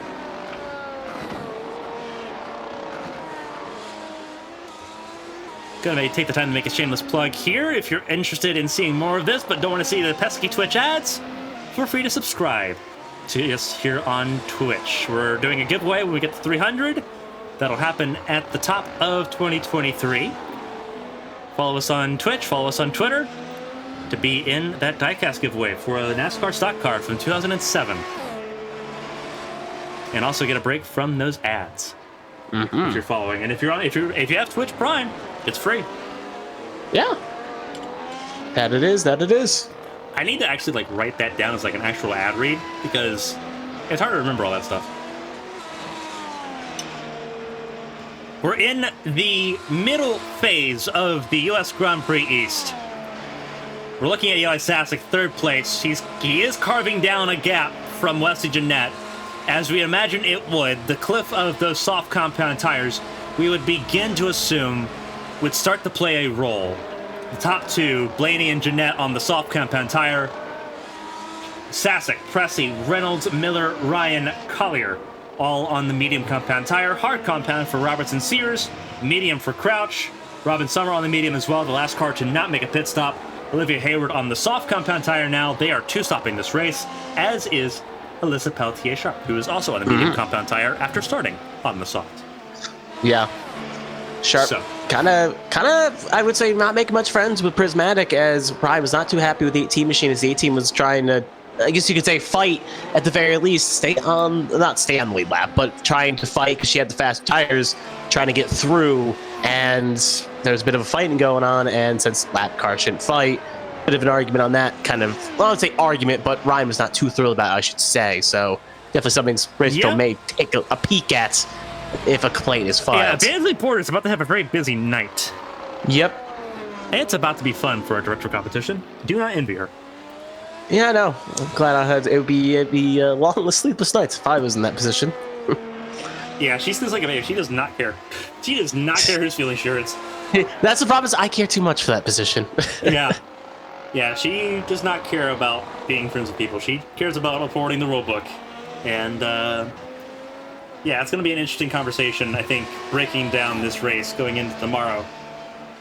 Right now, we're looking at Jason Blaney, our race leader, after 20...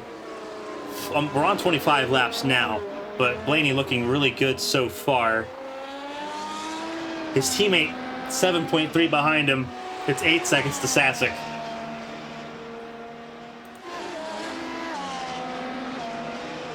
Yeah, just watching. Watching to see how long it's going to take Sasek to kind of make this move here. Just catch it at 10, 2 10s, 3 10s, and it's just worth noting, it's only really Sasek that's making the move. Pressey has not been able to stay with his teammate and be able to lunge in. So it just shows Sasek really finding the life on those medium tires. Now, something I'm going to take a spotlight on a little bit here as they get closer. Between Pressey and Tommy Reynolds, these two do not like each other. They are not friends by the slightest imagination. They do not like each other. This dates back to the 24 Daytona last year where things fell apart as they were teammates at one point. They are not friendly toward each other, and I'm imagining that it's going to be a little bit more elbows out than normal between those two when they get to each other, and it's going to happen. So Reynolds just had a personal best lap, a 106.8 on lap 26 on medium tires. Pressey's just continued to fall backwards. So yeah, it could be stuff. It could be a bit of a problem there, and Pressey's not going to be friendly.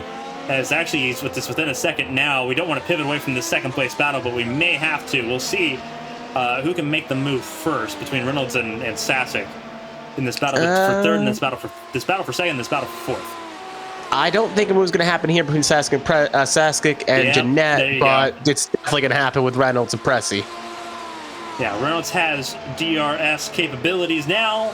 He'll get it at the start-finish line at the Yellow Bricks, and he's going to use all of it here. Gonna fade the inside. Oh, gonna go. Oh! That was interesting. Yeah, it was. He's left the no space to turn in almost.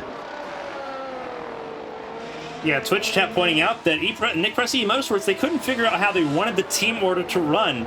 They team orders it too much, and they cost each other a lot of time. And as a result, we're on lap 26, and Sasek has almost essentially watched the race win just evaporate. He's still got time, but he's going to have to put down some blisters when he makes his pit stop. The issue is that either he makes 2 stops and he goes soft to soft, or he joins Jason Blaney on the hard compound tire, and you've negated your gains, and you're kind of just stuck. Yeah. Can't follow the leader in that regard. So you have to do something different. Really can't. If you're trying to win this race, you can't. Not but anymore. At the same time, yeah, but at the same time, though, with an extra stop, that's an extra more time you even have to negate out as well. So it's... Yeah, it's a 46-second pit stop, though. Yeah, so you're not really good in either spot. So it's like, just what do you feel more comfortable with? Do you want to... Do you think you're faster than Blaney on hards? or you'll be faster on the softs, beating us at a hards, but you're gonna have to negate a pit stop. We'll have to wait and see how it plays out. Yeah. Right now, Jason Blaney is the race leader. Eli Sasek still sitting behind Wesley Jeanette. It's by a shrinking amount each time, but Jeanette knows how to play the hybrid game as well. So he's going to make it as difficult as possible. He's going to be the rear gunner for his teammate. He knows that Sasek has that strategy advantage at the moment, but again, a lot of it can fall apart here. Sasek has to try to make, if he's going to try to do an alternate strategy, he has to make these medium compound tires go all the way to lap 50. At least. That's rough. Yeah, no. This is not Phillip Island. Oh, he's going for it. Not close enough. Thought about it, though. He definitely made a look because he was trying to get Jeanette to sort of chicken out of it. And actually it worked out because Jeanette couldn't get back on his line. Am I able to show tires and pit stops? I'm able to show pit stops. I can't show tire compounds. Or at least not yet. We're working on it. We're working on custom overlays, but that takes time and money, which you can support by subscribing. There's the plug. I know. Yeah, SDK does. Yeah, yeah. That time and scoring section on the SDK does. I don't think has tire compounds, but no, it does not. But we can do custom normal overlays, does stuff like that. Mm-hmm. So yeah. Just in case, top 10, just in case viewers at home, it's Blaney on a set of softs, Sask on a set of mediums, Jeanette on a set of softs, Reynolds on a set of mediums, Pressy on a set of mediums, Miller on a set of mediums, Ryan on a set of mediums, Roberts on a set of hards, Sears on a set of hards, and Donnie Crouch on a set of mediums, with Rob Collar coming in for a set for hards. Hards. Yeah, he's one-stopping this race. Mm-hmm. So he joins Hayward, Peltier, Sharp, and Robin Summer as those that have made pit stops so far in this Grand Prix. Hayward going to pit one more time as she pitted for a set of softs, so she's definitely going for a two-stop. While, and saying that was Sharp, she'll be coming in one more time probably for a set of softs, while Summers and Collier are simply going to the end.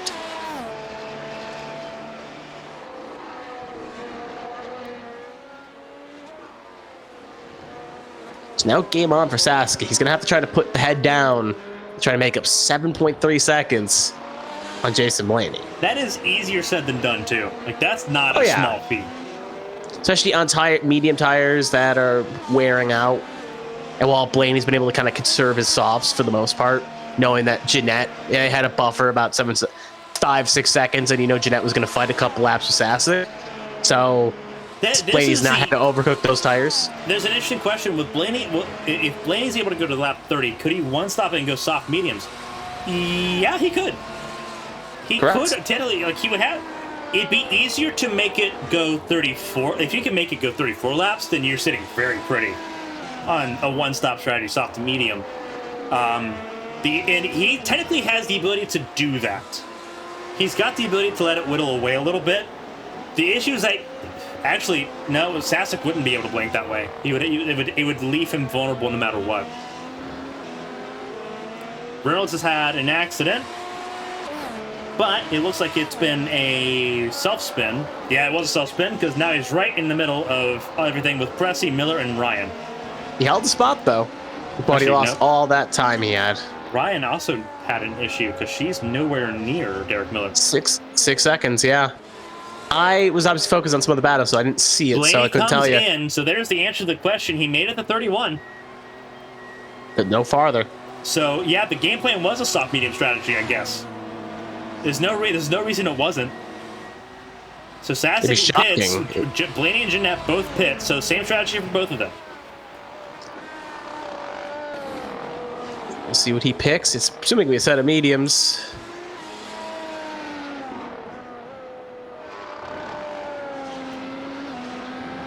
So for those wondering, we're going to look here, and it is mediums. Mediums for Blaney. Jeanette in the box, and mediums for Jeanette. And we have Ryan coming into pit lane as well. I don't know. Sasek may be doing the medium to soft crossover. I feel like he has to do that. It has to be after lap 44. I mean, Sasek can make his tires go long. Sasek can make his tires go long, but there is some tire whisperers over in Fuel It Up, because they went 7 laps longer on the soft compound tires at Fuji than anybody else. And it worked dividends because it got both of them solid points. Yes. So we'll see here. Sasek leads the Grand Prix over Reynolds and Miller, but the top 5 in this Grand Prix have yet to make a pit stop.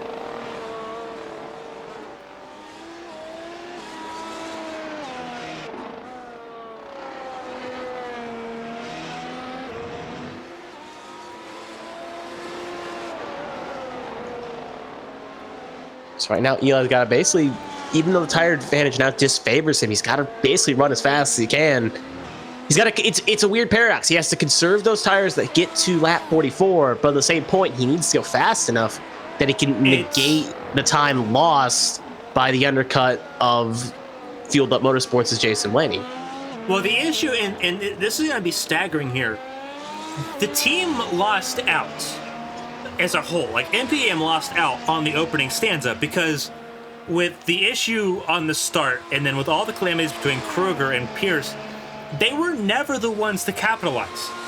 Sasek dropped down to 10th place at the start and had to gain all of that back up on this set of tires, on the set of mediums, that we don't know if they can go 44 laps. How long do you want to go on those medium compound tires?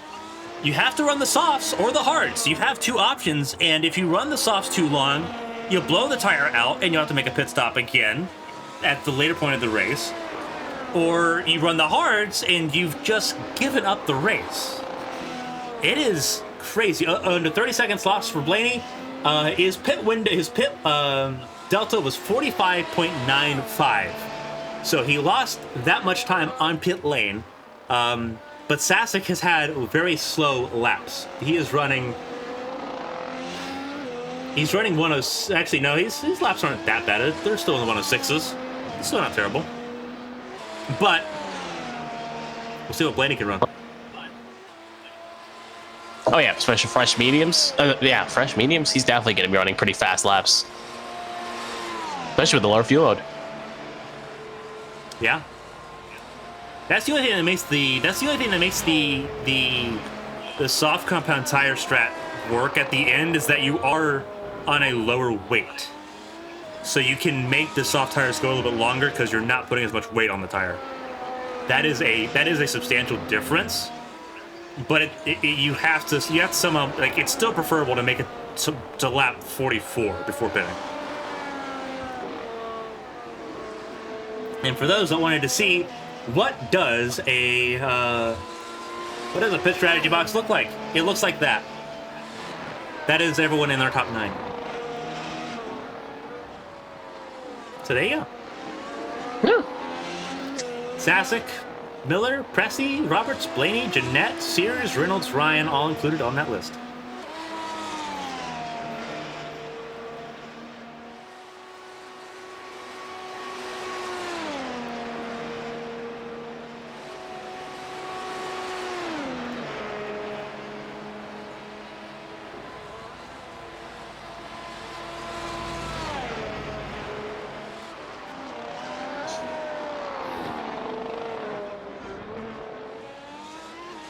Yeah, Blaney already reeling back in Bren Roberts here. He's going to try to carve his way through the lap. I would say lap because they're not technically lap down, but trying to dispose of the cars that were behind him on track as quickly as he can here. As there he goes around Bren Roberts. Answer the question by Pandora Hills. Is Manticore on the schedule? Yes, it is. It was on the schedule before the track came out because we knew that Manticore was coming. It is after Silverstone. It is one of the first 2 races after the new year. So yes.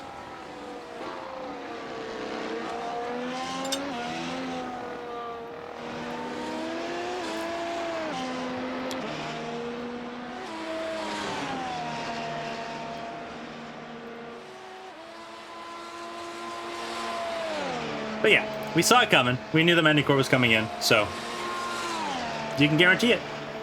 Mm-hmm. Call your spot.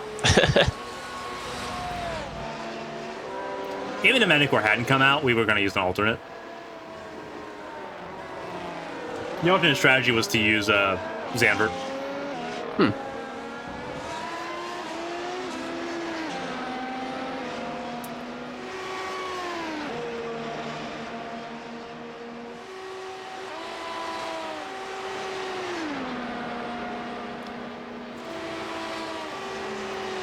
Looking at Tom Sears sitting in 7th place behind Wesley Jeanette, who just got around him here. Jason Blaney on the charge. He has that taste for the lead. He wants it back. He's working on it. He's got P4 in the bag right now so far, knowing the top 3 all have to make pit stops. And he's got a 10-second buffer. That's what he's playing with at the moment. Because next car in line is Nicholas Presti, and he's going to make the road a little bit hard for the man. He's not going to roll over. Depending on how much time he gains, Blaney just had a race best sector 2. Yeah, that's what I'm saying, though. You could try to make it harder, but there's no guarantee that's going to work. Collier with a spin. That is out of turn 2. I know that's out of turn 11. Excuse me. Let's get him back onto the oval.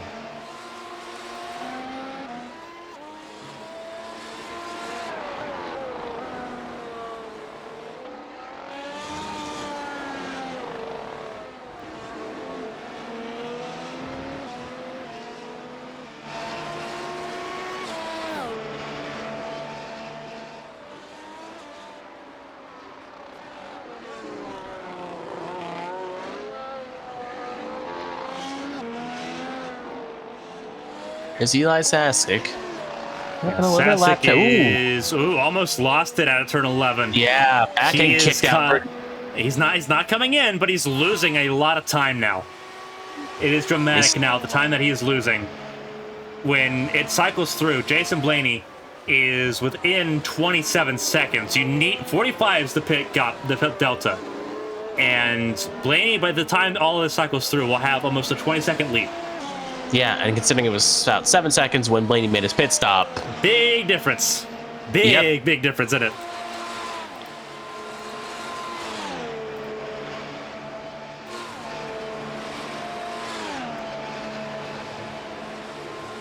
Again, only thing Eli needs right now is, again, Presti. When Blaney catches Presti is a thorn in Blaney's side, but with a tire disadvantage, that's not going to be an easy fight for the 94 machine to hold off that 22. Yeah. It's like trying to bottle lightning. Ooh, look out. Presti went wide. What was that about Presti making it difficult? Ooh, DRS. Not even DRS. It was the first few corners. It was turn 46. No, he made a mistake, but I was like, he's going to get DRS here, but it's not going to be enough to do anything. Actually, no, he didn't. Oh, good. Blaney had DRS. Oh my! Just because the activation's in the apex of the corner. True. Well, the detection is in the middle of the corner. When we talk about detection zones, there's 2 white lines that go across the track at certain points. One is the actual activation zone, and there's an actual DRS placard on the wall there that indicates, hey, use DRS here, if you have it. But there's a smaller white line before that point that is a detection zone. It detects if you're within a second of the car in front. And that kind of determines whether or not you're able to use DRS. And it's that way, no matter if you're in front, if you're dealing with a car on the lead lap, or if you're dealing with a car that's a lap down that you're trying to get around. If there's any car in front of you within a second, the DRS detection point will trigger it, and then you'll have lights pop up on your dashboard that say, hey, you can use DRS. But there's 2 sets of lines for each DRS zone, a detection point and an activation zone. Mm-hmm. And DRS typically goes all the way to the first braking zone. So, in this case, turn 1 and turn 9. Or turn 8, sorry. Mm-hmm. But that's how DRS works. Well, that's how DRS activation works. DRS itself is just a flap that moves. Everyone's seen that at this point. Yeah. A little further back. Ooh, this is a battle. Roberts, Jeanette, and Sears side by side by side. They're not 3 wide. I don't know why I said that, but all 3 they're in this wide. battle. Yeah, their formation. And Brent Roberts, we know how difficult it was for Roberts to be passed. Jeanette now feeling that burn. Mm-hmm.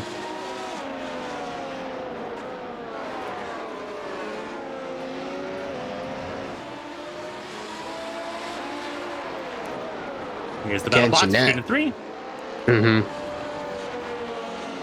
We have crossed the halfway point, but obviously we talk a lot about the drivers, we talk a lot about the teams, but who is on which team? Well, never fear, because here's where each team lines up. As Jeanette gets around Bryn Roberts, you saw that flip. Jeanette in the orange, black, and blue machine. That's Field of Motorsports. 1MA Racing, the green and red Christmas tree machine. That is Bryn Roberts. And then Arrowhead Racing's Tom Sears behind them in the black, red, and gold. Obviously, Nick Cressy Motorsports. Here's a look at Sasek in the race lead so far. Next to Sim Racing's Derek Miller. A lot of very bright and colorful and vibrant machines. Unlike a not in real life one. Right? Here's Tommy Reynolds. Purple, black, and white for Team Sideswipe. Looking to score their first team points in the championship. Christina Ryan, not the race that she's wanted so far for Prismatic Motorsports. I don't think that's the race that Prismatic Motorsports as a whole has wanted so far. But still, over 30 laps left in the Grand Prix to make something happen. Donnie Crouch, a bit of a sitting duck here, has not made a pit stop yet and has not made a lot of inroads. Still trying to adapt and adjust from Champ Car Machinery to Hyper Formula. So he sits right now the first car a lap down. Prismatic Freya, the development team for Prismatic Motorsports. A la AlphaTauri. Less white, more coral and purple. Representing their main sponsor, Certifiably Diverse. Another of the Nexus Sim Racing cars who has not had a fun race, despite the early pace that we showed early on. Just hasn't been. Let's about TA Sharp. It's going to be a race of what ifs for Gear Cats. No one's going to be happy with how this race went on that side of the garage. That side of the paddock's not going to be happy. But Peltier Sharp still hoping for at least some sliver of points on her championship debut. And remember, Emma Carter was P3 going to the standings tonight. Emma Kruger, sorry, was P3 going to the standings tonight. And with a DNF here, that's going to be no points. That's going to hurdle her down the standings. So yeah, it's going to... A lot of damage is being done. Sasa coming in pit lane. Does Miller stay out? He does stay out. So Miller, he's not going to lead this lap of the Grand Prix. Actually, he did. Never mind, I'm wrong. Yep. Okay. Just barely. Hey, counting horseshoes and hand grenades. You see, Sassek's not even got to his pit box yet. And Blaney's already going to go by him. That's what that means. Yeah. He did almost make it to lap 44. So the strategy does work.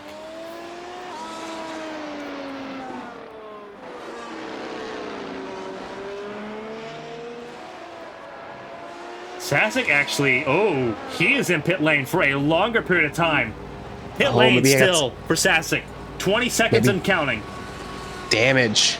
There has to be a lot of damage. There has to be a lot of floor damage. That off track he had earlier has to be a significant. That takes him out of the running completely. Yeah, no chance at winning. Easy out the window. No chance at a podium. That's disappointing. Just trying to get out there so you can at least get some points. Reminds me of Derek Miller at Phillip Island. It very much is. Oh no. Sasek just now coming out. Oh no. Miller's coming up behind him too. Points. Oh, and he spins! Oh, and he just spun. Cold tires. Miller got around safely. But Sasek off track. Trying to safely rejoin. There's Jason Blaney. And staying wide, letting Blaney go by. He knows at this point there's not a lot of point right now. He's going to end up going bad when he gets those tires warmed up, but not a lot of point to fight him right now. There's no point. He's now a lap behind what will be the incumbent race winner. Yeah. If things hold station at the moment, but 30 laps to go. Yeah, anything can happen in 30 laps. Yeah. A lot can happen in 30 laps, but right now it's looking... Jason Blaney's feeling really comfy right now, and he knows it. Blaney's an aggressive driver, but he's got some racing IQ. So he knows where he's at right now. He knows what's going on. Yeah, he doesn't have to fight. Sass gets those tires warmed up and is fast. Doesn't have to fight him. I want to remind you, the gap for the pit delta was 45 seconds on a normal pit stop. The gap between Miller and Blaney is 8 seconds. It's not close. The closest battle is going to be with his teammate, who is 12.5 behind. Well, Jeanette's finally gotten clear of Bryn Roberts and Tom Sears, by the way. There he is.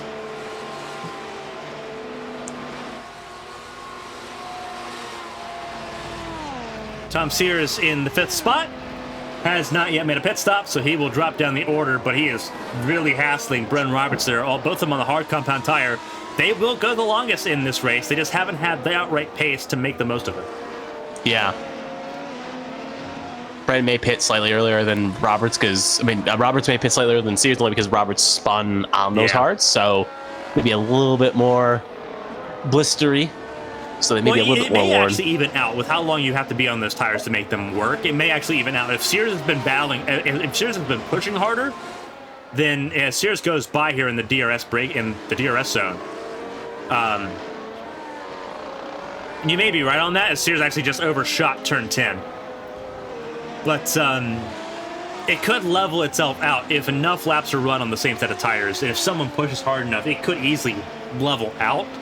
I think that Roberts overall has just been pushing harder. We saw the amount he was trying to late brake going into turn 1 and going into turn 8, trying to use the attack mode, that ERS mode, to give more power.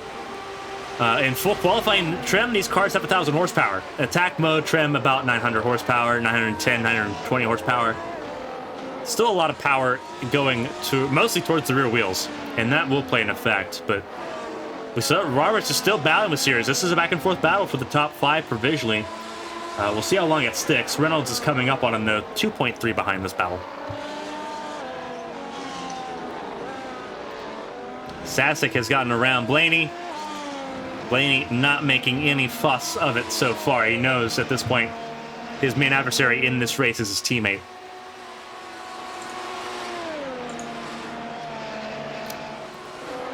Bryn Roberts provisionally still holding on to that 4th spot. Here's Tommy Reynolds in 6th. He's gotten into the battle box. Battle for 4th. Has gained one more. And he will gain. Reynolds, Ryan, Pressey have all made pit stops. And it's really not even close between Ryan and Pressey. No, yeah, because Pressey was fighting, and then once that gap, because it just Reynolds was able to kind of keep those tires conserved, even though that spin though that fell him back into the clutches of that battle, he was still able to pull right back away. Pressey just Reynolds needs to be careful. Not so much for the incident points or the track limits, but just he clipped the grass out of turn 1, really out of turn 2, and that could easily spin a car around. He just needs to be careful with the rear tires, because that is almost insane. It's a situation where some drivers they want to run a certain way and run a certain line, and you just can't tell them no on that point, no matter, even if it goes against common sense.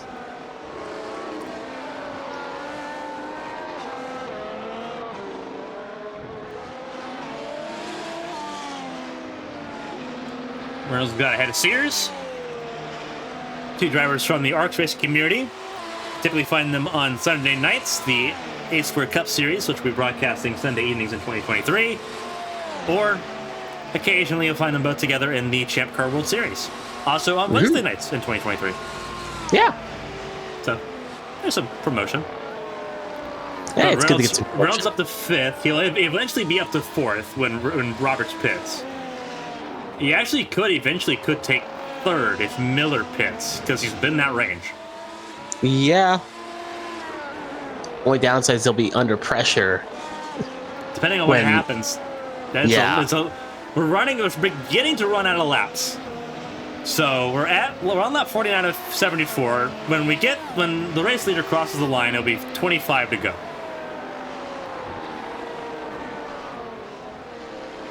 Again, we want to take the time to shout out everyone that's tuning in and watching us on a Wednesday night.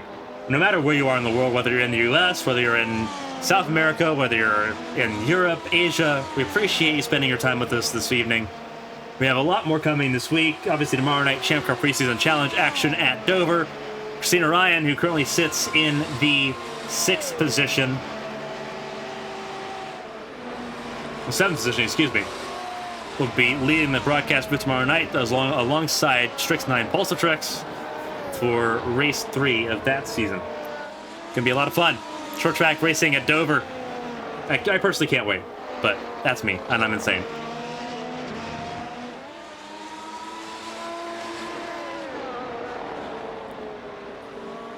This is the battle between Roberts and Reynolds for 4th place on the road. Reynolds trying to make it to where I don't need you to pit. Just get out of the way.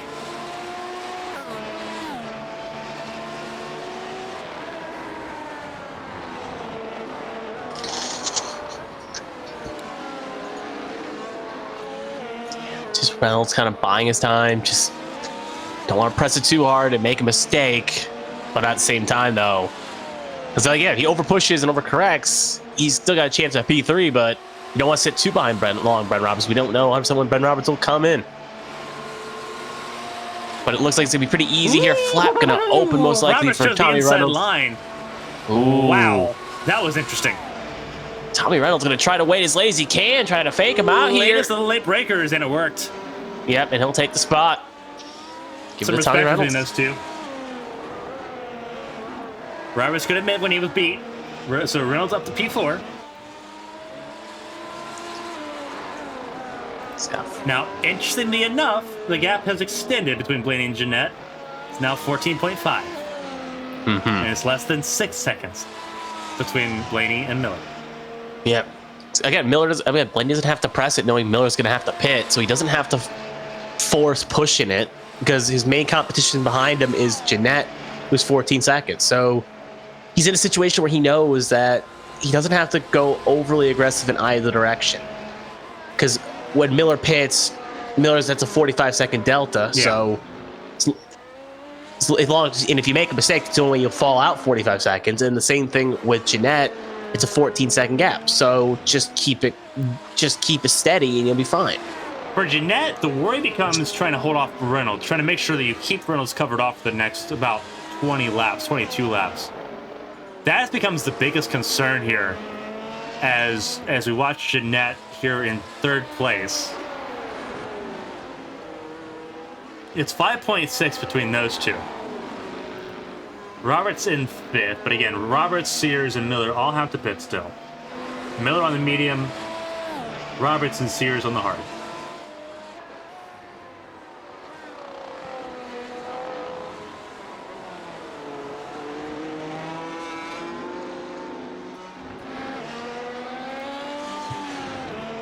Libby Hayward had a bit of a spin. Her race has not been to her liking. No. But still capability. She's on the same lap as Collier and Crouch, which is within points reach. Yeah. So she's not giving up. She could have easily pulled it behind the wall, but she's electing to keep it going. Yeah, wants to finish this race. Robin Summer, first retirement for her since Phillip Island. I don't remember if she retired Phillip Island or not, but I know she's out of this race. Summer finished in the points in Phillip Island. Yeah, she did. She finished 7th. Yep, I forgot. Because she had that mistake, and we were wondering. Well, it wasn't a mistake. It was the Taju accident. Taju spun in front of her. Yeah. Oh yeah. And then she had the self spin that put her down in 9th place at Fuji. Yeah. But yeah, so first retirement in the World Championship for Robin Summer. And Hayward not happy with where she's at right now. Obviously, she was in the battle at the early point of this race. Gonna wonder what went wrong, what happened. Well, it was a spin, and then she had to pit early, and now she's just behind the 8 ball.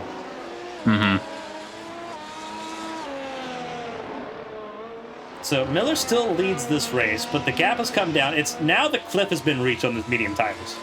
The cliff has truly been reached.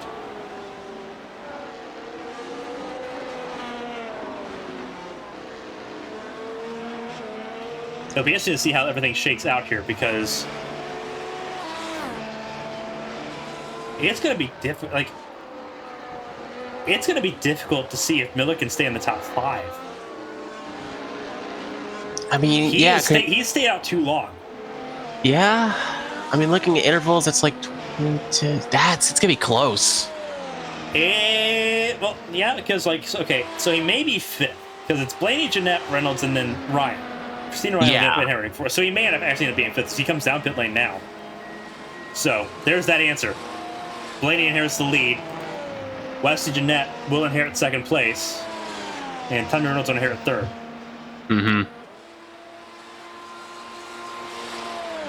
That's your opponent at least look like, at least for now. Roberts in fourth, stays out one more lap. Within the 20 laps to go range.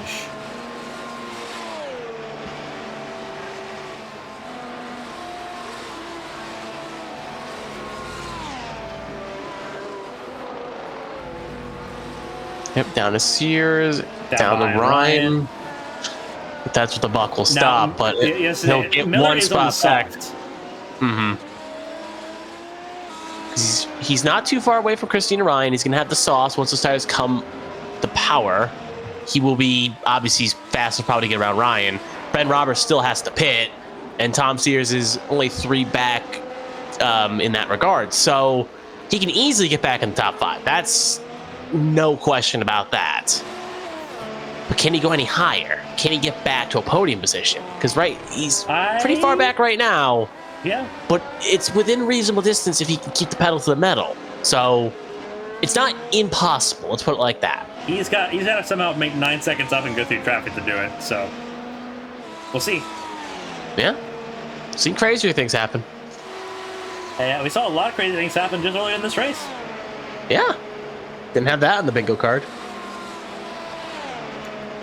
But there's the pit stop strategy now with things unfolded so far. Roberts and Sears have still yet to pit, but they're on the hard compound tire. Reynolds moves to the hard compound tire, so that has not benefited him as much as we thought it might. Christina Ryan on the hard as well, trying to make it to the end of the race, but she's in traffic as well. In fact, that is Nexus Sim Racing teammate in front of Christina Ryan. So she's in a multicolored sandwich right now. I gotta tell Stephen Doughton that. Tell him to put Technicolor sandwich on a t-shirt. Not the race that they've wanted for the teams. This is the team's genuine home Grand Prix. The team's based out of Indianapolis, based out of Plainfield. Just a little outside of the Indianapolis metro limits.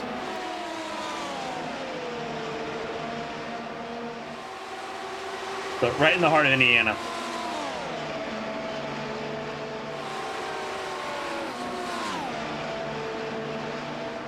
Miller just made it 3 wide. Just thread the needle. Christina Ryan, latest of the late breakers. Said, I don't feel like it. And now she's on top 2 forever.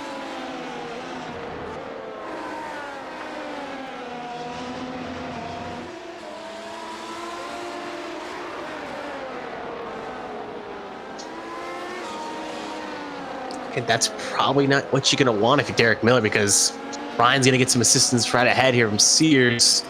It's not going to really allow Derek anywhere to go. Ryan going to try to hang it around the outside here. Out late break Sears. Yep. Tesla can take it. Wow. Oh, we can see Derek Miller in the distance going to try to do as well. Doesn't want to wait and play possum, and he'll get it done. So yeah, both but that was not Spears. Convenient. That was not convenient in the slightest. It wasn't convenient, but it's better than waiting around us a little bit longer and letting that gap grow a little bit more. Higher risk of a penalty, higher risk of damaging the car, but I get why he forced it. As actually, Brent Roberts just got around Tommy Reynolds. Reynolds has... They've been close to each other for a little bit, so that makes sense. True. Saying Brent Roberts still out there on not pitted yet. They're both on hard compound tires, too. Mm-hmm. So it's not like they're on a massive gap. It's not like it's like Reynolds is on the medium. Sure. Both on hards. So. But that's actually something you can see they're just closing. That's what probably, again... That's going to help. Ryan's looking for that podium, potentially. Like, she's looking at that like, come here, please. I see an opportunity. Miller's like, I'm kind of just waiting for this one to kind of fall apart in a hurry. You got Ryan who's trying to be the aggressor, and Miller just trying to maybe let it play in to his hands. Yeah, he's going to have to be aggressive at some point, right? But, like, he doesn't have to be aggressive immediately because he knows that Ryan's gaining.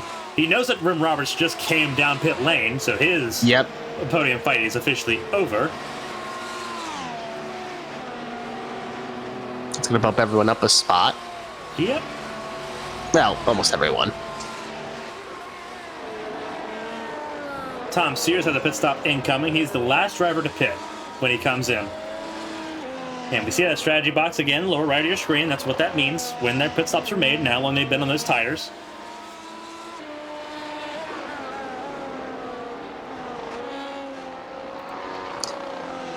Another team that's been a day for to get well is Nicholas Presley Motorsports MPM, because they were on the opening laps. They were doing pretty well, and they were also at a point where they had a 1-4 and a 2-3 going, and now they're 8th and 7th and 8th respectively. Yep. Yeah, not been a fun day for that camp. From a second row lockout to not even a top 5. At least it's better than last week where they crashed out on lap 1 for both drivers. That's laying the bar on the floor and tripping over it. Yeah. Defensive driving there from Christina Ryan. Making sure that Derek Miller is not close enough to try to send it on the inside into turn 1. And he's not. So safe once again to try to keep pursuing Tommy Reynolds down. Gap is less than 2 seconds, so Ryan is on the move, trying to get that 3rd spot. And Miller's going to try to shadow her.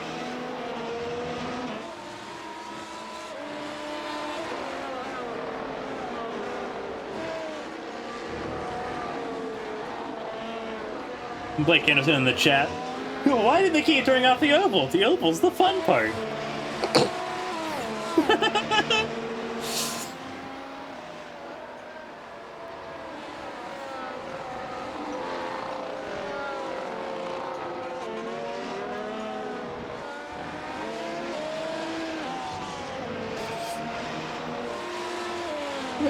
Blake Anderson, the type of guy to go from like 7th to 1st by just running the last 14 laps on the oval. Just gotta try something at this point. It's side by side. Miller's got DRS. And he's got the preferred line going into 1. And he will finally make it stick for P4. Yeah. Brendan Roberts moved to the soft compound tire. So he's going to try to do what he did at Fuji and set another fastest lap. Fast sector 1 so far by Brendan Roberts. So we'll see. Looking to be the first driver in high performance over back-to-back fastest lap. Oh, back-to-back races with fastest laps.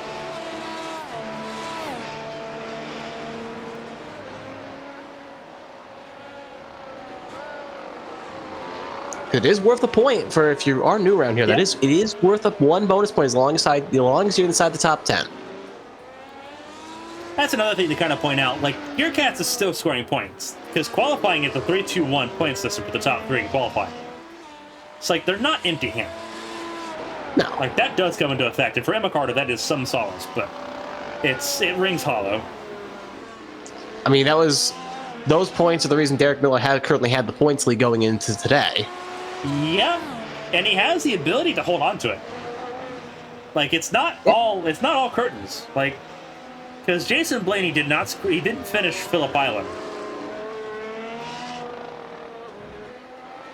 Yeah, like looking at it, like Jason Blaney had 18 points to Miller 31. Miller cannot be surpassed unless he crashes. Yeah, and the 2 drivers that could possibly pass him, Sasic and Kruger, are both currently having rough days. Well, rougher days than they probably want. None of our points leaders are having great days, but that's sort of the excitement of it, is that we're seeing the emergence of a lot of talent in this car.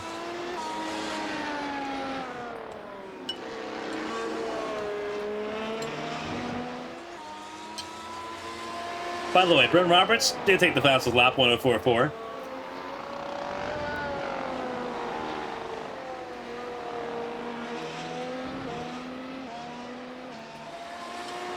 We'll see if Tom Sears can take that away from him. He's the last car to pit. He also moved to softs.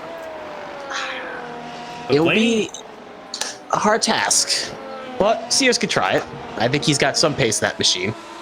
We talked about the threat that Tommy Reynolds posed, and Miller just went off!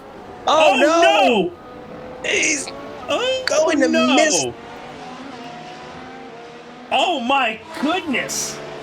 That's going to open the door for Ryan to get in the podium hunt. That's towed. Now, the issue is that Sasic was too far back to even get ahead of him. Miller's still here. Yeah. But that just threw a podium, an opportunity for a podium away from Miller. Just went too wide in turn 5 and clipped the grass and almost took the entire car into the barrier. Luckily kept it off the barrier. But that was insane. Commentator, yeah, probably commentator's curse. So Reynolds trying to become a new driver to score a podium in Hyper Formula. He's got to hold off the defending national champion to do it.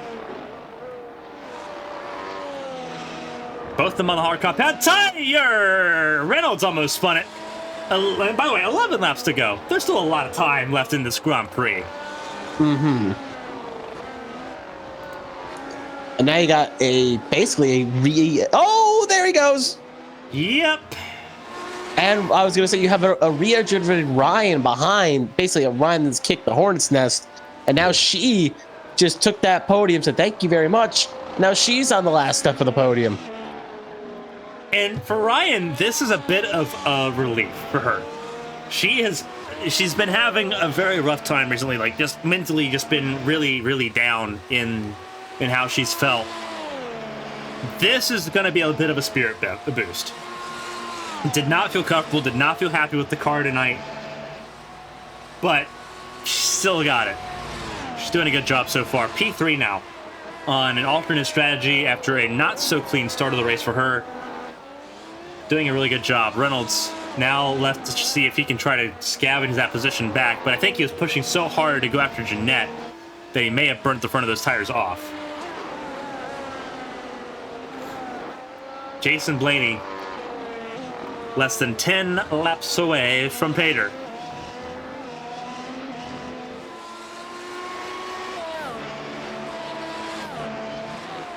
Again, for everyone that's tuning in, we appreciate you spending your Wednesday evening, Thursday morning, depending on where you're at in the world with us. Tomorrow night, Champ Car Preseason Challenge action at Dover. Saturday night, SRL action at Lucas Oil Raceway. So, yep. Kevin, you get to stay here in Indiana. Have fun. There's nothing to do here. I'll find something.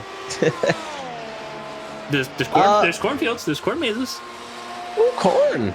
Oh, but the corn's probably it's also winter almost. Probably not. Almost winter. Oh, by the time Saturday rolls around, it will be fully winter. Ugh. You have fun. You live in upstate New York, so you're used to it. Oh yeah, no, I'm 100% used to the colder temperatures and the snow. Trust me, it's a pastime up here. Yeah, like, it's a pastime over here. 2 weeks of summer, and then it's like immediately just goes to fall. Okay, wait a minute. We have some all right summers. We've had a warm summer. We had a warm so far fall. It's the point. It's now getting very cold, but it's not like Western New York that got hit with well over almost 4 feet of snow. 6 feet of snow in Buffalo, by the way. Yeah, 6 feet. That's insane. Yeah, 6 feet. Lots of stuff to do here. We're not Ohio. But I didn't think that Indiana had any like amusement parks. Like we have Cedar Point, we have Kings Island. I mean, you can ding dong pitch people. That's amusement. And play in traffic. Yeah. Red light, green light, and traffic. Out of that. Christina, hey, I'm not your parent. I'm not responsible for your actions. Christina Ryan just had a personal best, by the way. A 106 is 1 for Christina Ryan. So she has turned up the Jets, trying to secure that podium. It'll be her second of the season after missing Fuji by and that's another thing that kicked her. Missing Fuji by just minutes. Didn't get to take part in the Pacific Grand Prix last week. What a way to make it up tonight. This feels like a story I've heard before. A driver that shows up on a part-time, you could say a part-time schedule for prefer or not, and ends up not maybe having the best car on the day, and yet pulls off a podium. I feel like I've heard this book before. I read it before. Right. To the media director of Prismatic Motorsports, if you're watching, your car is on screen, so you have plenty of time to take a screenshot and Photoshop certifiably diverse onto it. I'm doing you a favor. Yeah. Go back and screenshot it. or just ask for a replay. I'll have the file. Jason Blaney at the front of the field by a whopping 17 seconds. Yeah, he feels comfy. Confident and comfy. I merged those words together.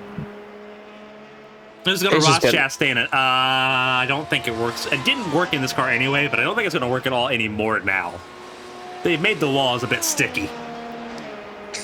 They're like, they saw what happened. They were like, they took one look. They didn't see what happened in real life. They saw what happened in iRacing immediately after. And they were like, you know what? Nah, I don't feel like it. They just had an on hands deck code meeting. They're like, nope. Hey gang, nope, not doing that. Yeah, that is fixed. That is fixed. Season 1, 2023. That's a big nope. We could have dynamic track. We could have rate. Nope, we got to fix the walls. Got to fix the walls because of real life. Congratulations. Not that it matters so awful much here. Jason Blaney is on cloud 9 at the moment.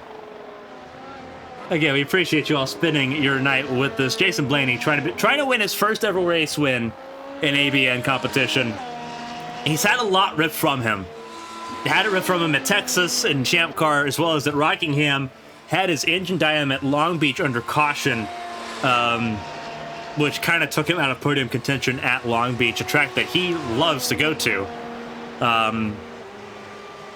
His last win, anything even close related, was he won for Team ABN in the 24 Daytona last year, trying to go back and do it again for Field Up Motorsports this time around in 2023. But it's been a long year for him in ABN competition, a lot of ins and outs. He's put his head down, he's ingrained himself into it, and he's 5 laps away from a defining moment in his career here. A win that you can look back on and be proud of.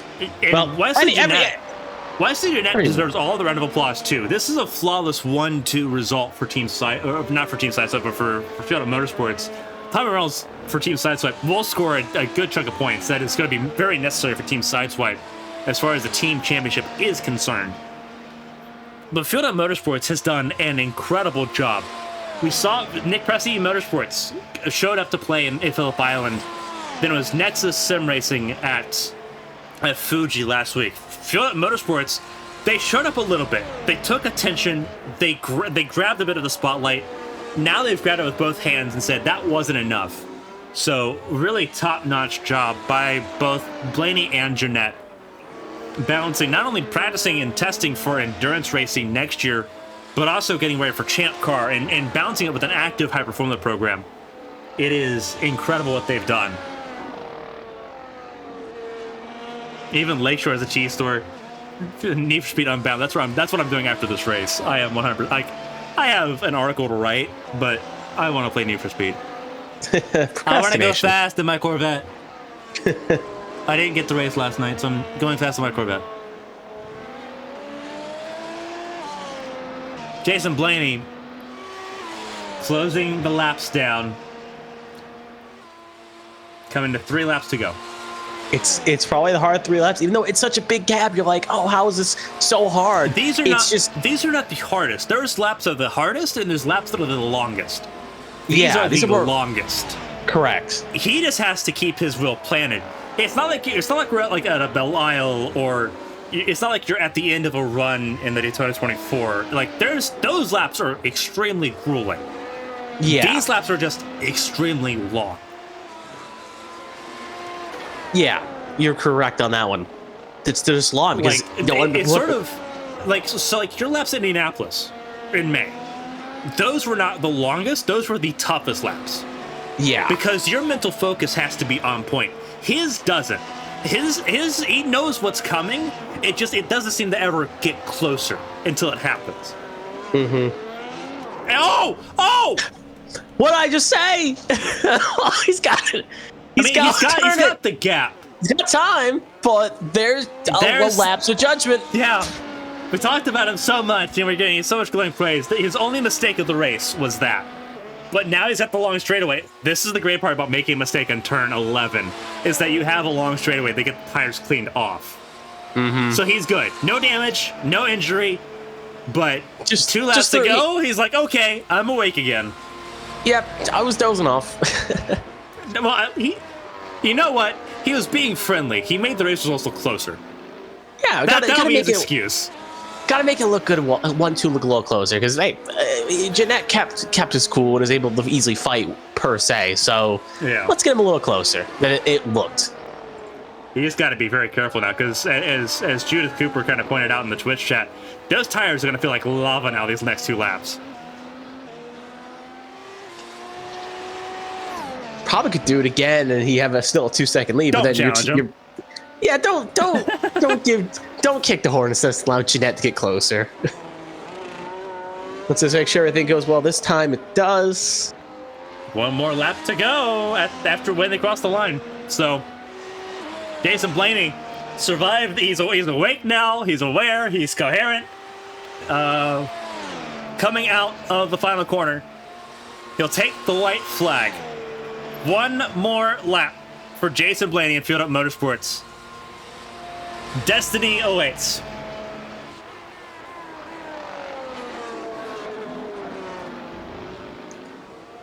I think it looks clean so far. But Right? Yeah, absolutely 100%. Things looking really good. You see the marbles off the racing line. It has been a grueling 190-mile Grand Prix. Full race distance here in Hyper Formula. And Jason Blaney in his element. 1 mistake, not enough to do anything of damage. Going into turn 3 at the end of Holman Boulevard. So got 1 more sector to go. This is the problem with the problem corner he just had. If he gets through here, he's basically home free. Yeah, he's got it. He's good. That was one of the that was Donnie Crouch that was off to the side of the road. Just wants to finish his race. His teammates are getting to cheer him on. Nathan Line cheering for him. Jason Blaney is going to be a Grand Prix race winner. He takes the U.S. Grand Prix and wins at Indianapolis. And his teammate, his other fueled up teammate, going to bring it home in Second place for Wesley Jeanette. It's a 1-2. And keep the applause going. Christina Ryan, 3rd place for the 2nd time on the podium in Hyper Formula competition. And that's podium. Ryan, is she the second? Is she the first driver to be the first driver to be on the podium 2 times? Blaney was on the podium last week. Oh, yep, Blaney too. Yep. Well, both drivers are the first then, technically, because this is their 2nd. Yep. They get to share that honor, but it is Jason Blaney, race winner here at Indianapolis. What a way to establish yourself in the World Championship. That was stunning. So Restfield just crossed the line there. Tom Reynolds in 4th, Eli Saslick in 5th, Brendan Roberts in 6th, Presley in 7th, with Miller, Sears, and Rob Collier rounding out your top 10 for the points. This does a lot. Field Up will take the points lead in the team championship. Correct. They're going to take it by a wide margin. Yeah.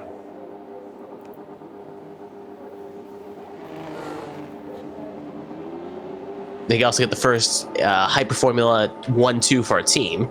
Yes. So, drink that in too. There's teammates sitting there lining up a little bit. Christina Ryan will join them.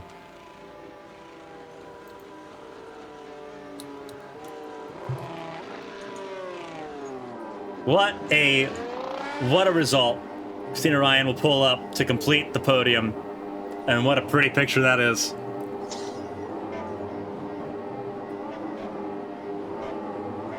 She's backing up a little bit, making sure she's lined up with the podium here.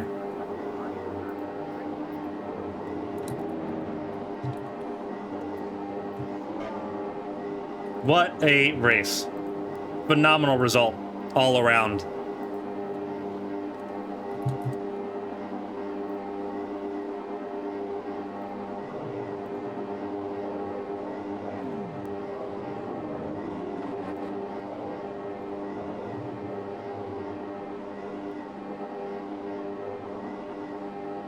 Alrighty.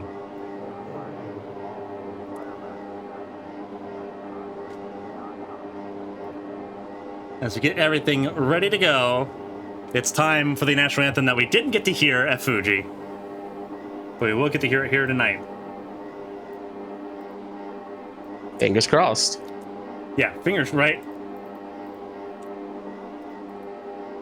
As everything gets set up, we'll let everyone kind of relax and cool down in the podium interview room. But there is a national anthem to hear here. And they'll drink the complimentary ABN water. Right? Which is just tap, but shh.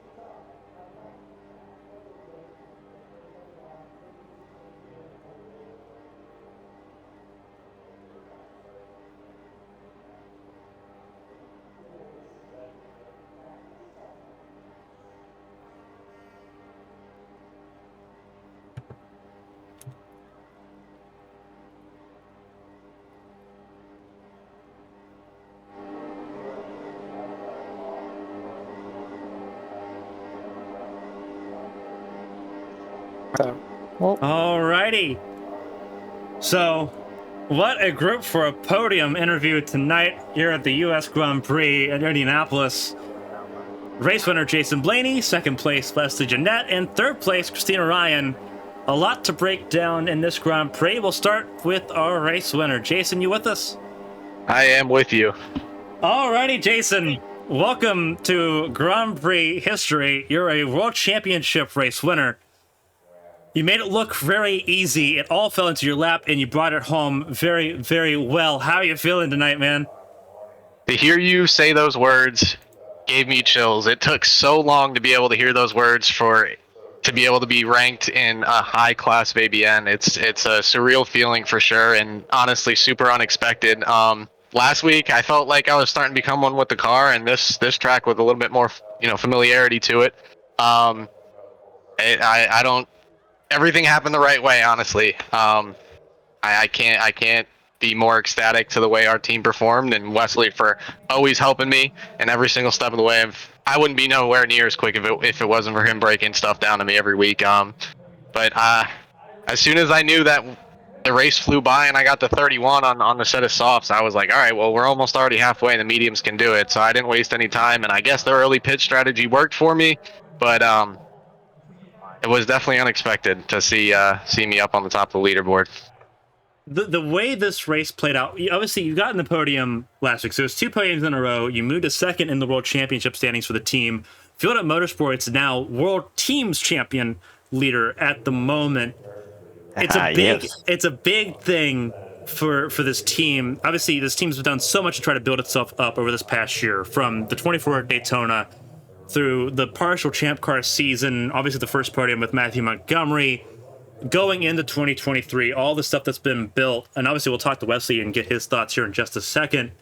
For you, how much has that meant going through, knowing that you're ending 2022 as a Grand Prix race winner, as a championship contender for the World Championship, and with your team atop the board with 2 races left in 2023, Montreal next weekend, and then Spain before Christmas. How much does that feel as far as like your contribution for the team to see your team where it's at right now? Yeah, I mean, I've argued in race interviews a lot where it's like, I know the team has potential, we just haven't been able to show it. And, you know, people coming and going throughout the team. And I felt like there was a lot of potential that wasn't being used right throughout the season. But we all in Fueled Up, especially Wesley, we've taken a lot of time to be able to grow our road course skills. And as much as we're, you know, our oval is our baby, we wanted to make sure that we could do more than that. And throughout the past few months, we've been putting in a lot of work trying to be able to get back into being competitive on circuits. And I was slightly somewhere competitive in Champ Car, but I don't know, it just becomes second nature hopping in one of these, and to see a winning team and to see how much progress we've came with being able to be on the same page, understand what we have to do on a completely different style of racing. It makes me feel really good as a team owner, and to see what the future brings.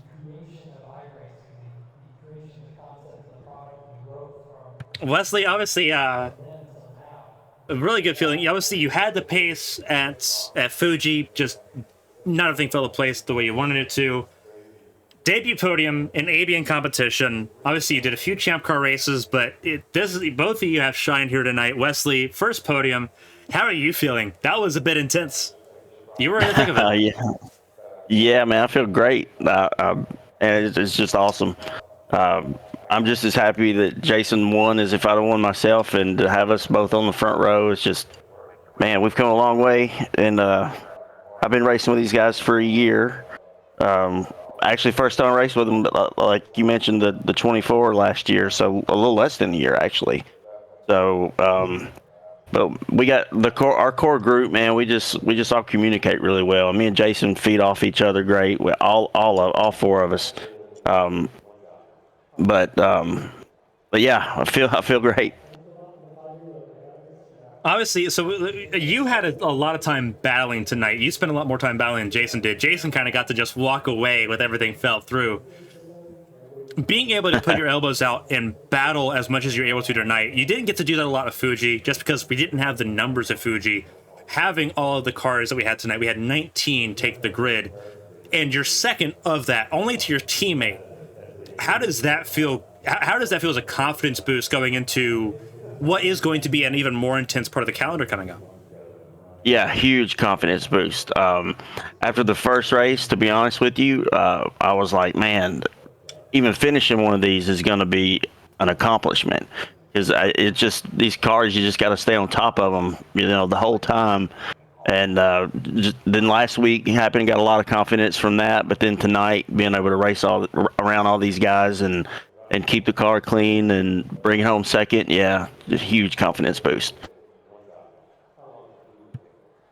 And Christina, this is Carmen. You got a copy? Yeah. Alrighty, so you and Jason get the distinction. You 2 are the first 2 in World Championship history to score multiple podiums in a season. Another 3rd place tonight. And as I mentioned during the actual Grand Prix, it's been a rough couple weeks. Obviously, you missed out on Fuji, and that hurt. Headspace, you've not been okay. It's kind of been a struggle for you. You've been sick recently. A lot that's been kind of going on around your life. A little bit of a confidence boost. You didn't have the qualifying start you wanted. It didn't matter. You had the race pace. You had the racecraft. That veteran instinct kicked in, and it got you on the podium again. How are you feeling tonight? How much does this kind of help, even for a moment, just kind of distract you and kind of be like, okay, this is what I do best, and I can still do it?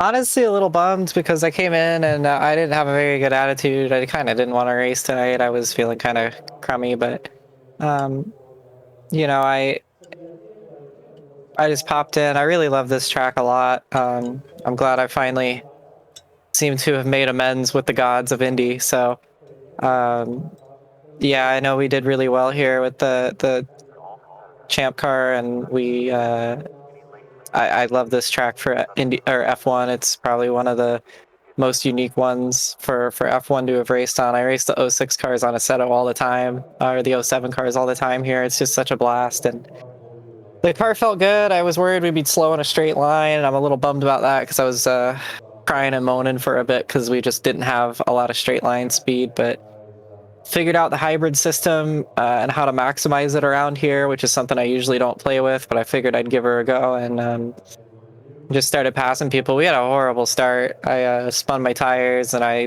clipped somebody. I'm really lucky we didn't clobber each other and take each other out because it was fishtailing all the way into turn one, and from then on I was just pissed. I just drove really aggressive all day long, and if there was a if gap car, pretty much it was probably the most aggressive race I've ever ran because I had a lot of confidence in the car today, and it didn't really do anything out of the ordinary. The tires felt good, and I really didn't think we'd have a shot at the podium. It was just a little too hectic early on, but I guess it kind of came back to me. And also the last 10, I'm sure you can see it. This is why I turned my cam on. I have makeup all down my face. It was in my eye for the last like 10 laps, so it hurt like so much. I was racing in a dress too. Like, I mean, we like the pains of high fashion.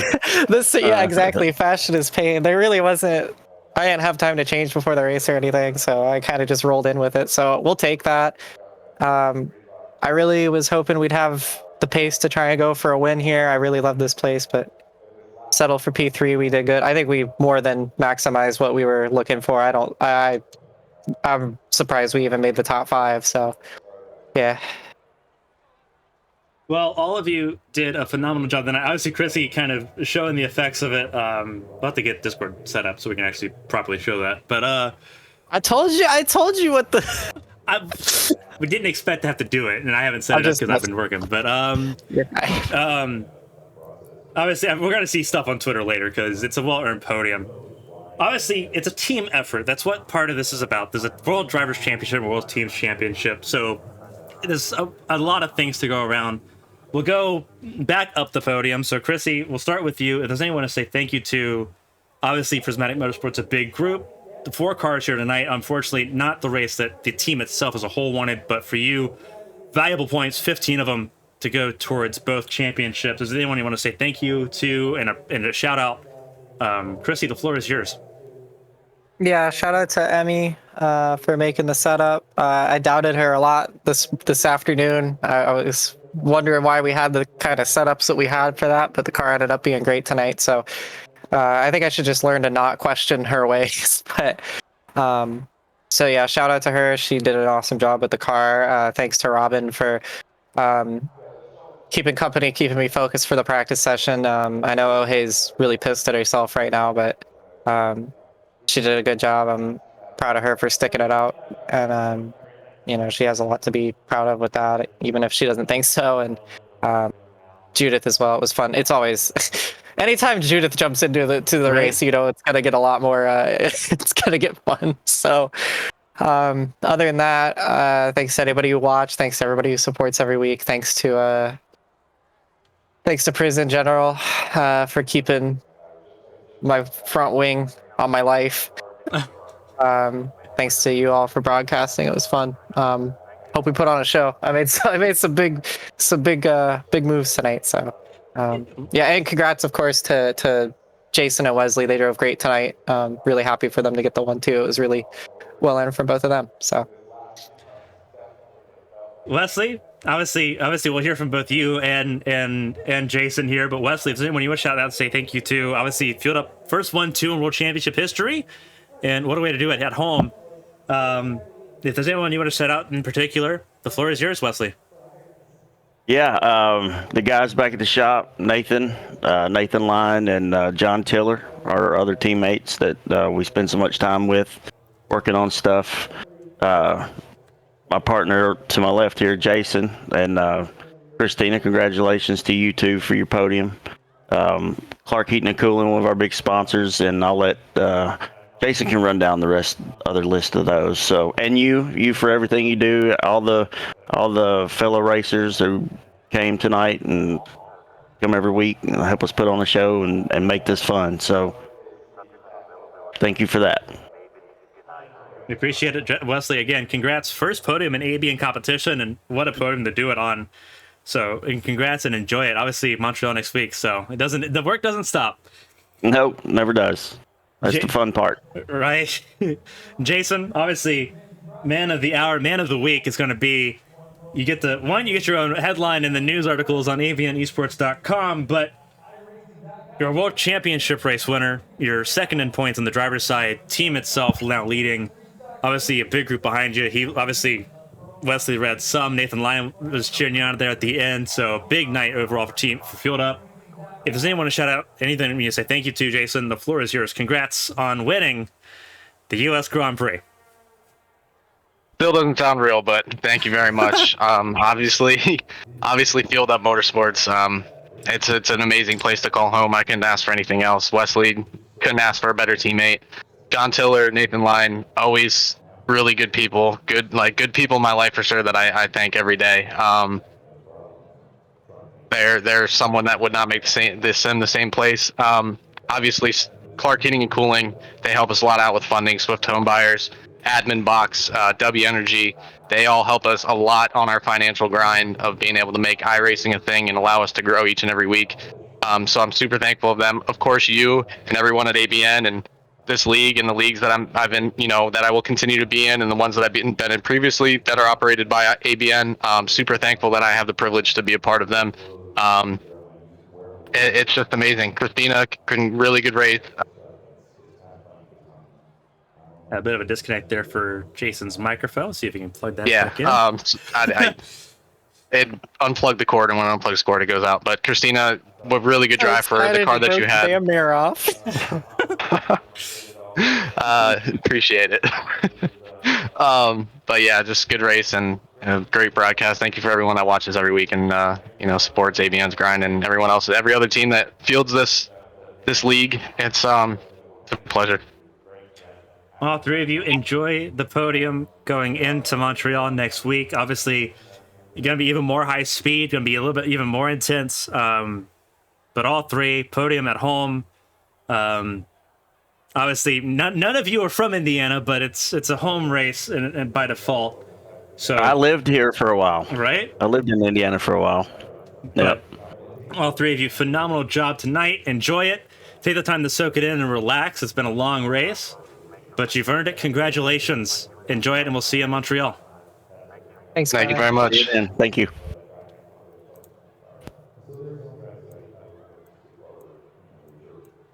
Alrighty. That was the United States Grand Prix. One of two. That was the Eastern United States Grand Prix. We have one in April at Long Beach. A country so nice, we get a second event here.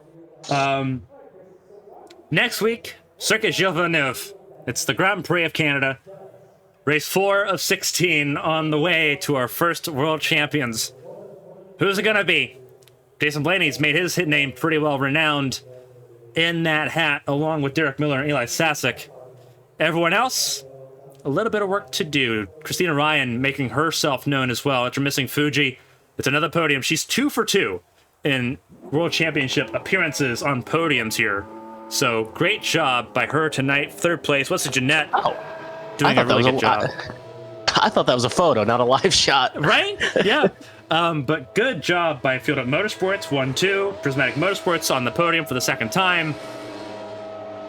We'll go over it now as we watch Jason Blaney doing the burnouts. Don't do them on the bricks, or else you're going to hear complaints. Right? But here is what the results look like. Jason Blaney wins the United States Grand Prix for the first time. Wesley Jeanette, second place. Christina Ryan for Prismatic Motorsports on the podium, third place, ahead of Tommy Reynolds, who scores valuable points for Team Sideswipe in the team championship. Eli Sasek, a speeding penalty. That's what he was serving at pit lane. That's why he was holding for so long. It was a speeding penalty. But still recovers to finish fifth. So really good race recovery drive by him. Bren Roberts, again, fastest lap. Sixth place for him. And the bonus point. Nick Pressey, seventh. Keeping double points going for Nick Pressey Motorsports. Derek Miller, the last car in the lead lap, in eighth place. Was one of the last ones to make a pit stop, and it didn't help. He finished 8th place after leading a chunk of the laps here in Indianapolis, still ruining what might have been, but still world championship leader. Tom Sears, 9th place. Add more points to Tom Sears' total. 2 more, to be precise, for him and Arrowhead Racing. Rob Collier rounded out the point scorers with 1 lap down result, but it's a points finish, double points for Nexus Sim Racing after reaching the highest of highs 1 week ago at Fuji. Just outside the top 10, Olivia Hayward, who has made her frustrations very clear and is hoping to move on from Indianapolis as soon as possible. Montreal cannot come quick enough. Hopefully her endurance races go way better for her. She, her talent, her caliber definitely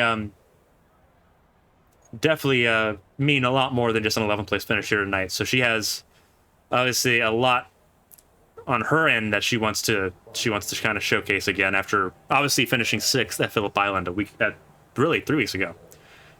Donnie Crouch, it's his first race finish in 4 attempts at Indianapolis. Didn't finish any of the races in Champ Car here. Ouch. Yeah, that's a stat that I don't think anyone really wanted to hear. But he finally got a finish. Didn't have the greatest race in the world, but 12th place. It's a growing result for Donnie Crouch, and he'll take it and move on to Montreal next week. Let's Pelletier Sharp had a front row start, has those 2 points, but that was all she got. 13th place after her early spins took her out of contention, and she never recovered. Robin Summer, from what we gathered, there may have been teammate contact that have forced her retirement. But 14th for her is where she ended up in the standings, but not classified as a race finisher. Jeremy Breo, Emma Kruger, James Pierce, Jacob Blanchett, Judith Cooper all retired early on in this race. Breo retired after just 11 laps. Emma Kruger retired after 6 laps. Pierce after 5, and then Blanchett and Cooper on lap 1. That is the results here from Indianapolis. A lot to take into consideration. Obviously, Kevin, you're not going to be here Thursday night. You're not going to be here at Dover, but you will be at Lucas Oil Raceway on Saturday night for SCRL action. This race summed up for you. What stuck out?